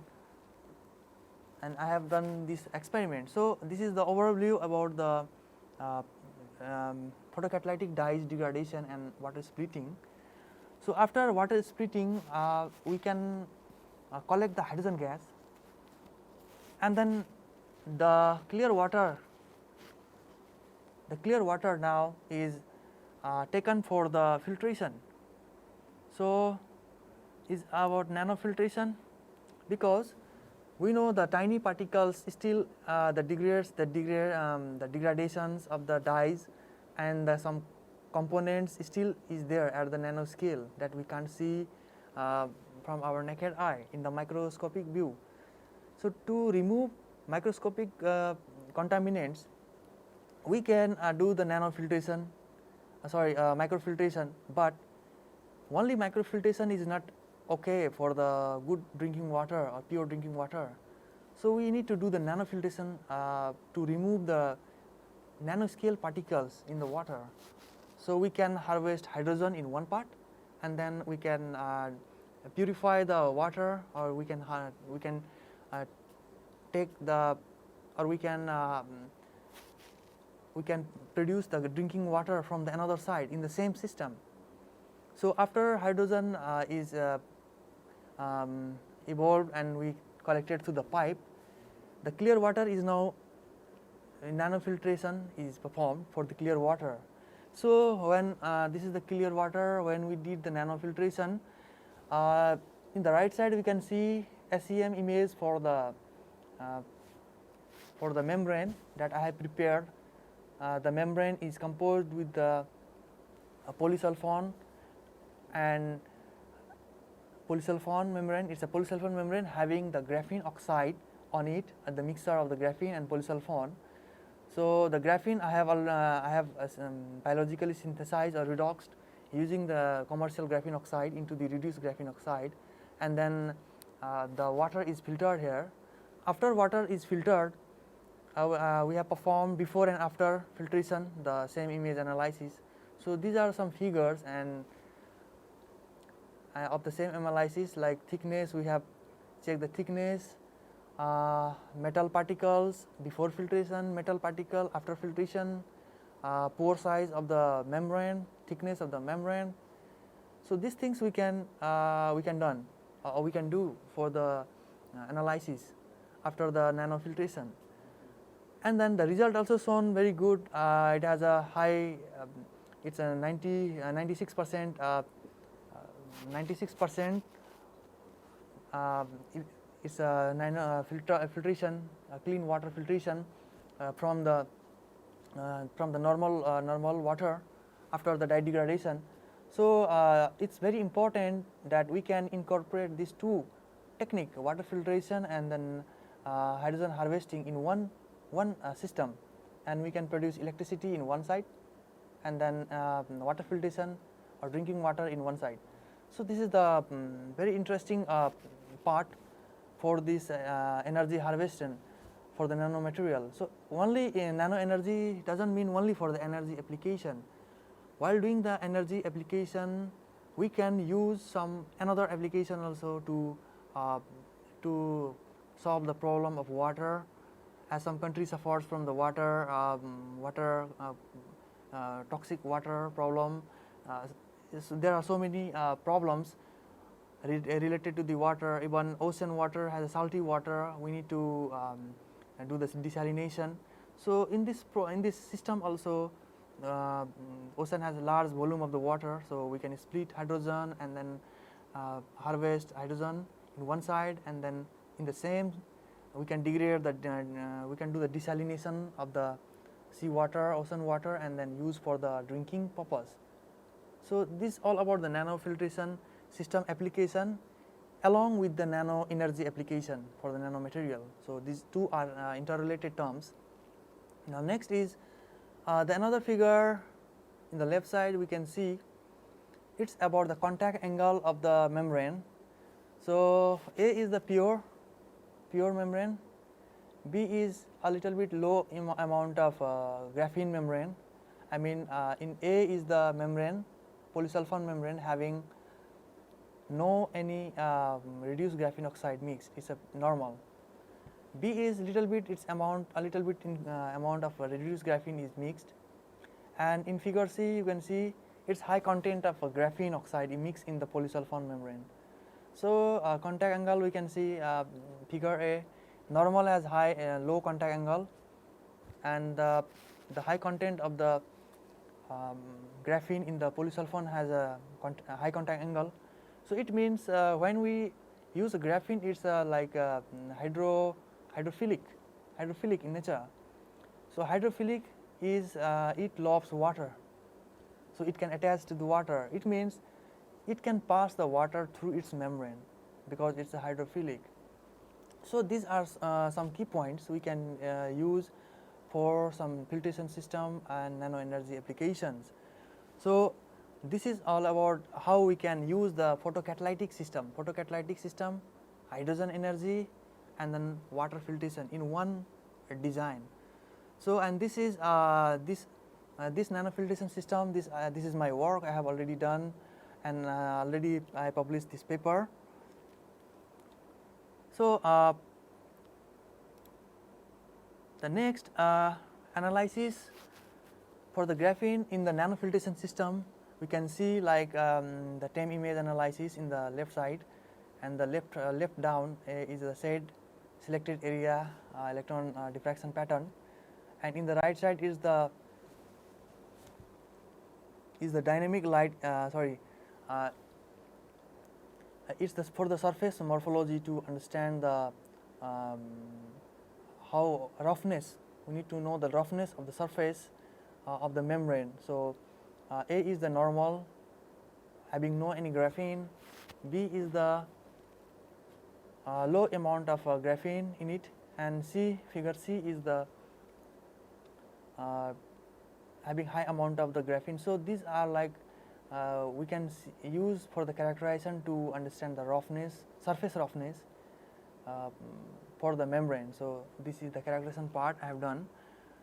So why I talk in the nano energy, because its two terms are interrelated to each other. So if we talk about water, we need to talk about hydrogen energy, and if we talk about hydrogen energy, we need to talk about the water. So it's interrelated. So now let's have one video about my work related to this work about the water filtration and then photocatalytic water splitting. So let's watch this video.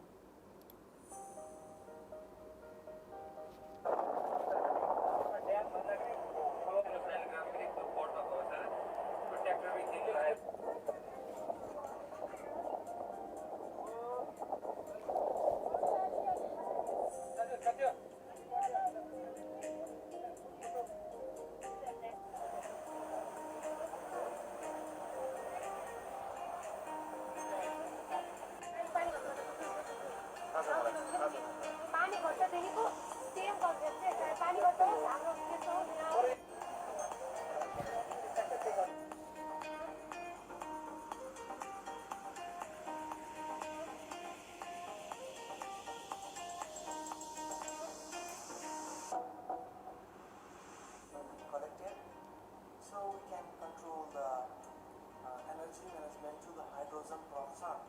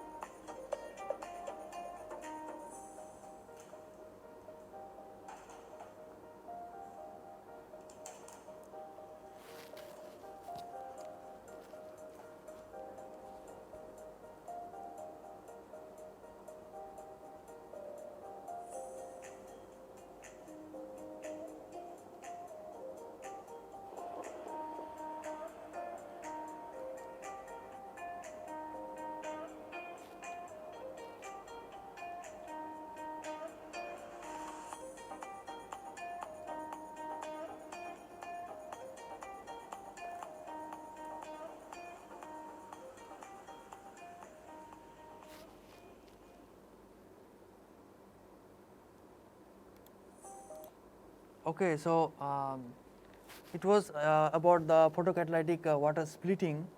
So this video I prepared when I went to visit one dam, Signagarin Dam, which is in the Kanchanaburi of Thailand. So in the dam, I saw there is a source of the water, and then it's a hydropower. So in future, in maybe after 10 years, 20 years, or maybe in next generations, the upcoming generations, they can use hydrogen energy, photocat splitting and dye degradation in one way, in integrated way, and then make a smart power plant and drinking water. So it was about that video. So before going to the next slide, can we have a break for 10 minutes, please? Okay, so shall I start? Yes, sir. Okay, should I start my slides? Okay, so now another slide is about nanomaterials for wind energy. So this is about how the nanomaterial can be incorporated in the wind energy application.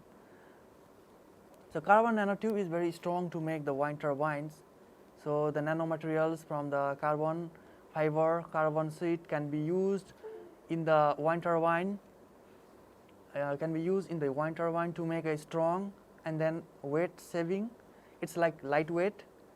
And then another, the nano lubricants like nano gels and some lubricants made from the organic nanomaterials, and these can be used in the ring or in the junction of the wind turbines to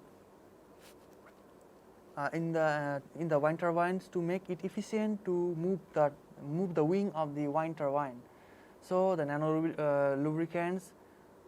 These lubricants are made from the organic nano materials, some polymers, some gels. So these are the application in the wind energy. Another is de-icing coating. De-icing is when we put the wind turbine in the cold area or cold where the weather is very cold or there is ice. So in that location, de-icing coatings using the nanomaterial can be done so that it will not get cooled or it not get the it won't be the iced and the wind turbine will move smoothly. So another is nanocomposite elastomers. So these elastomers helps in the nanomaterial. These nanomaterials help the wind energy or wind energy setup to build the design, like its support, its plastics. If there is some plastics, we can use elastomers to make it strong, stretchable, flexible, and good. So these are about the wind energy, how we can use the nanomaterials in the wind energy. Another is energy storage and transmission.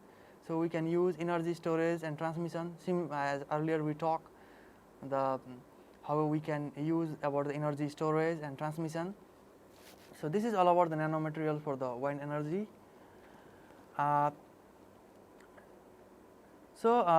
Next slide. Next, I have a video about the wind energy, but you can see here, it's all about the wind energy. But it's not perfect. A wind turbine's massive size and moving parts make them challenging to roll out because of the space they take up, as well as the maintenance. But what if we could scale down that power to something that can fit on your roof? It can be self-contained with smaller moving parts, or maybe no blades or moving parts at all. Let's look at some of the future alternatives for harnessing wind power. I'm Matt Farrell. Welcome to Undecided.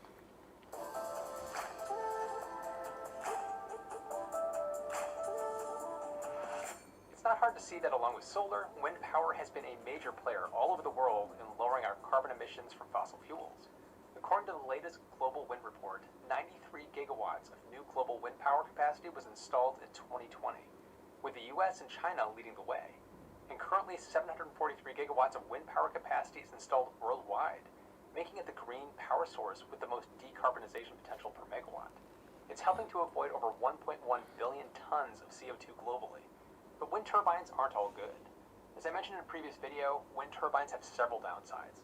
Harnessing wind requires high upfront costs, and the energy generation isn't effective for individual homes or small-scale installations, as they are at large scale. The construction of wind farms has also had an impact on wildlife. And while they do kill a good number of birds and bats every year, when you look at those numbers in context, it's blown a little bit out of proportion. The U.S. Fish and Wildlife Service estimates that between 140,000 and 500,000 birds die at wind farms each year.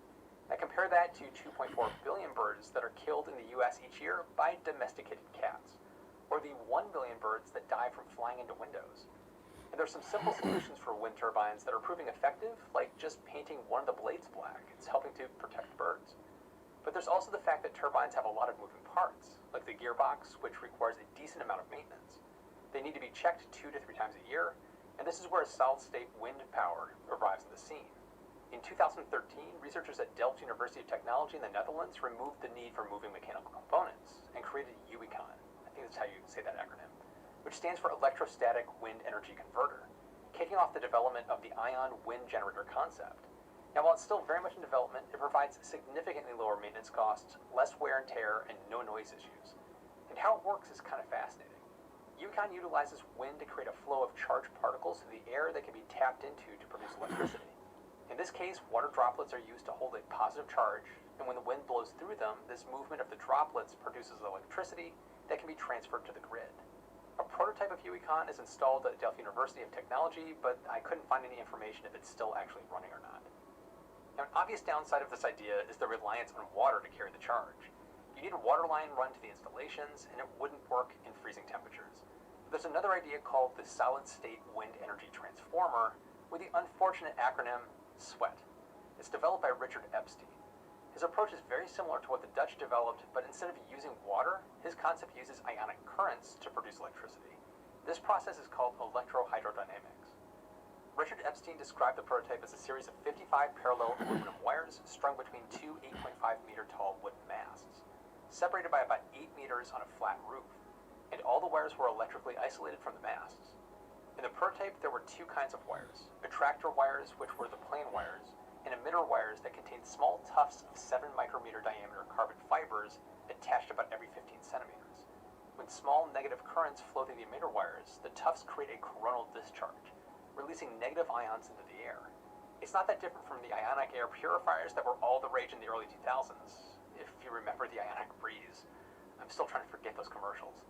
So just like the UECON concept, the wind blowing past the wires carries the negative ions with it, and the array gets a slight positive charge. This causes electrons to flow from the ground, which can be collected as electricity. The prototype developed by Epstein has just 1/20th of a watt of power. It's not that much, but it's just a prototype to prove the concept, and it's still in the first steps of development. Now, utilizing the same principles of UECON, the Dutch Windwheel Corporation is developing a 160 to 180 meter tall building that is going to be a landmark of Rotterdam. It looks kind of like a gigantic donut. The hole in the center will be putting this solid-state energy generation to work. The structure is also intended to pull together multiple eco-friendly technologies like rainwater capture, wetland water filtration, and solar energy. Not to mention apartments, a hotel, and a sky bar. Who doesn't love a good sky bar? Well, it's expected to be built sometime between 2022 and 2025. Now, as cool as that tech is, it's still very much in the early phases of development. But there's some other technologies that could be hitting the residential and city markets sooner. Another type of wind generator without moving parts has been developed by Vortex Bladeless. But warning, it looks a little weird. This Spanish company has developed a vortex-induced vibration-resonant wind generator, which is based on the principle of vortex shedding. The generator is built with the shape of a cylinder, producing electricity through the alternator system when the mast oscillates. The bottom of the rod is firmly attached to the ground, but the upper portion is unconstrained and able to vibrate. The structure is built with materials used in traditional wind turbine blades, which is resins reinforced with carbon or glass fiber. But blades of wind turbines get rid of the mechanical elements that can suffer wear by friction. But how does this wiggling, vibrating column produce energy? Well, to understand this, we need to jump a little bit back into the world of fluid mechanics. As wind passes by a blunt body, the flow is changed, producing a cyclical vortices pattern known as vortex shedding. Now imagine placing a cylinder partially submerged into running water. If the water is moving too fast or too slow, the vortices that form around the cylinder are chaotic. But if the speed of the water and the frequency of the object are matched, the vortices form more consistently and will exert force on the cylinder, causing it to move. Every body or structure has a natural frequency. If the frequency of these vortices is close enough to the body's structural frequency, it starts to oscillate, resonating with the wind. This is also known as vortex-induced vibration. You've probably seen or heard of the ramifications of this effect on bridges that weren't designed properly, like the Tacoma Narrows Bridge. Engineers and architects design bridges and skyscrapers to avoid this effect. They design structures that have different resonant frequencies from the wind's resonant frequency. But Vortex Bladeless is doing the exact opposite in order to put vortex-induced vibration to work. Vortex's mass geometry is specifically designed to achieve maximum performance with typical wind speeds. To convert these vibrations into electricity, Vortex Bladeless turbines utilize an alternator system made by coils and magnets. They can adapt the vortex dynamics with no gears, shafts, or rotating parts. This design provides reduced maintenance and rules out the need for greasing. Now, this magnetic confinement design acts as a tuning system, so it can increase the stiffness of the system according to the deformation that the wind causes. It's basically adjusting and synchronizing its natural frequency to match the wind's frequency. If you compare turbines of similar sizes, a Vortex Bladeless turbine harvests about 30% of the area that's covered by a 3-bladed wind turbine design. This is called swept area. The bottom line, Vortex technology is less power efficient than traditional 3-bladed turbines, since the power production is proportional to the swept area of the turbine. On the flip side, a smaller swept area also means more bladeless turbines can be placed in the same area, making up for that efficiency gap. Now, running at low to medium wind speeds, it's able to generate the same power for less cost. It's about 45% cheaper than a traditional 3-bladed design. The Vortex Tacoma model, which is 2.7 meters high, has an estimated power output of 100 watts. And the company expects the Vortex Tacoma models to have similar prices to medium-high production solar panels. Now, getting closer to the residential market for wind turbines, Savonius turbines have been gaining in popularity. These wind turbines are simple, drag-type devices that consist of 2 or 3 scoops. Due to their curvature, the scoops experience less drag when moving against the wind than moving with it, which makes it extract less wind power than other lift-type turbines of a similar size. However, they are very cost-effective and can operate regardless of the wind direction. The blades in the turbine have no mechanism to alter the angles, and they're more bird and bat friendly than conventional 3-bladed turbines. And with that in mind, the Iceland-based company Icewind has been manufacturing Savonius turbines for residential and commercial applications. Their CW100 model, which is sold as the Freya here in the US, is designed to deliver long-lasting performance with little or no maintenance for over 25 years. This 1.5-meter high turbine is able to withstand speeds up to 130 miles per hour or about 60 meters per second and generate up to 600 watts. The company sells each turbine for $3,200 and a complete on-grid system with a 1.5 kilowatt inverter for $4,180. And in the US, the cost of a set of solar panels to produce the same 600 watts would be around $1,900. The turbine is a bit more expensive, but you also get the potential for producing power during the night. But the innovations on wind power don't stop there. Halcyon is a startup based in Salt Lake City, Utah, and is hoping its portable wind turbine will be the next big innovation in clean energy. The company's been developing what they call a power pod, which is a small-scale wind turbine designed specifically to work in towns and cities. The power pod does have a blade system, but it's completely contained within the shell, making it safe for kids, pets, and wildlife since it has no external moving parts. The wind generator shape can collect wind from any direction, changing directions, or even multiple directions at once. A 1 kilowatt wind turbine could produce up to 3 times more power than a normally mounted turbine of a similar size in swept area. This extra power comes from the advanced blade system of the pod, which boosts the wind speed by 40%. To make this happen, the power pod takes air and funnels it to a smaller exit, which speeds it up before hitting the internal blades. In a way, it kind of reminds me a little bit of the Dyson vacuum cleaner's vortex cycle. And much like some of the other turbines I've talked about, the interesting angle with the power pod is its capability of being either connected to a building on its own or paired with solar to diversify your power sources.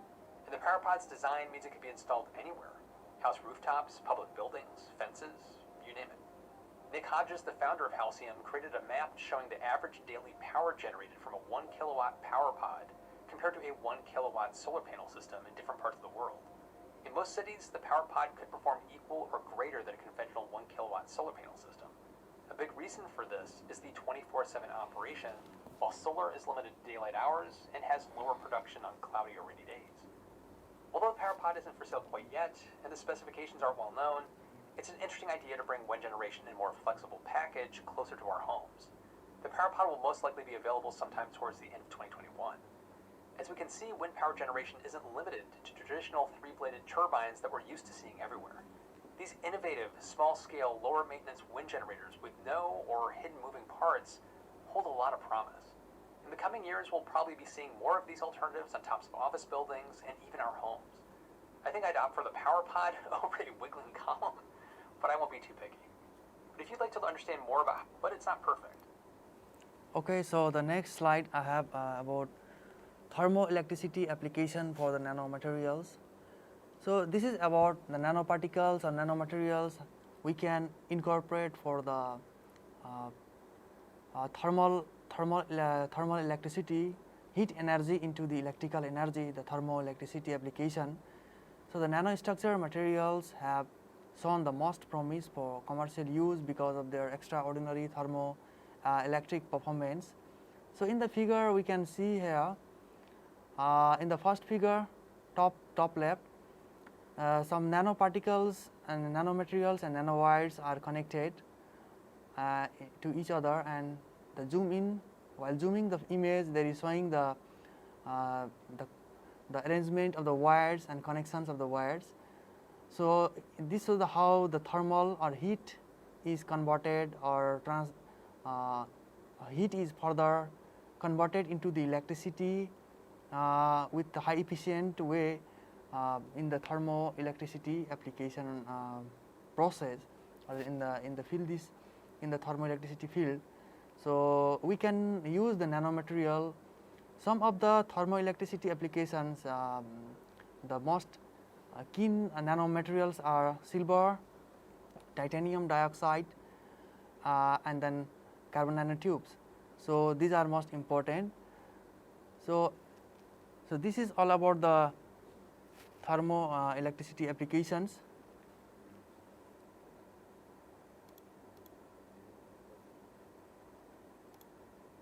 Okay, so another application is nanomaterial for biomass conversion. So in the biomass, how nanomaterial is used.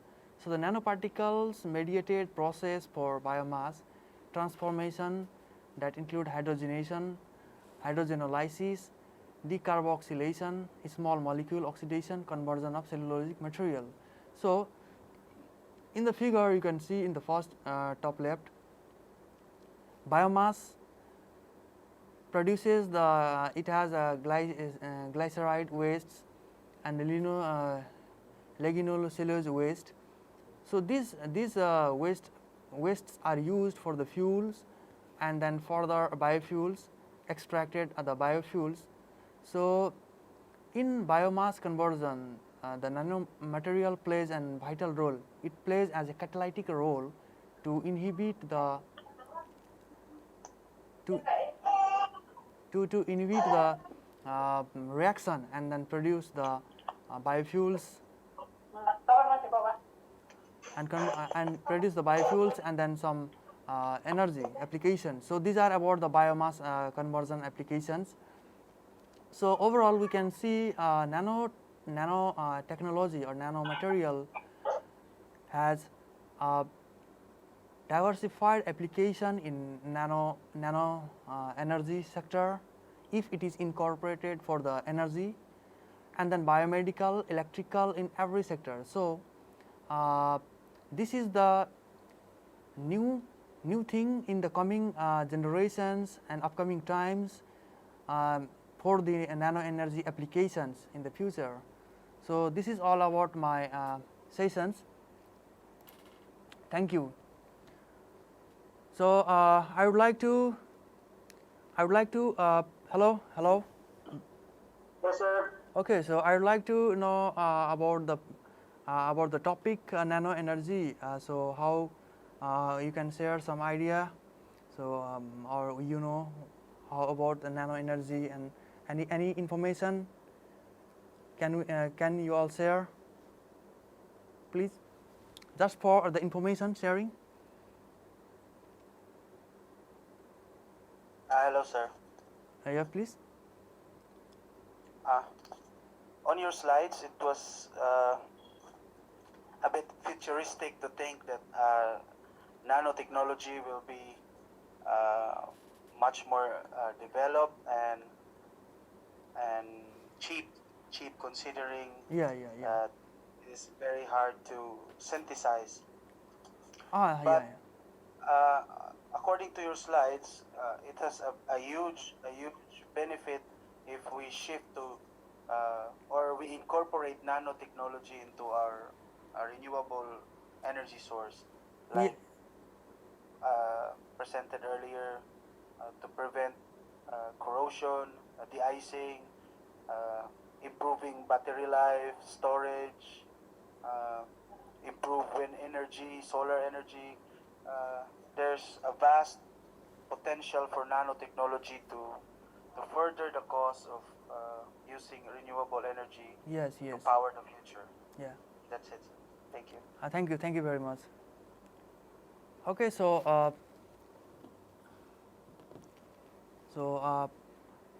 thank you very much for attending this session,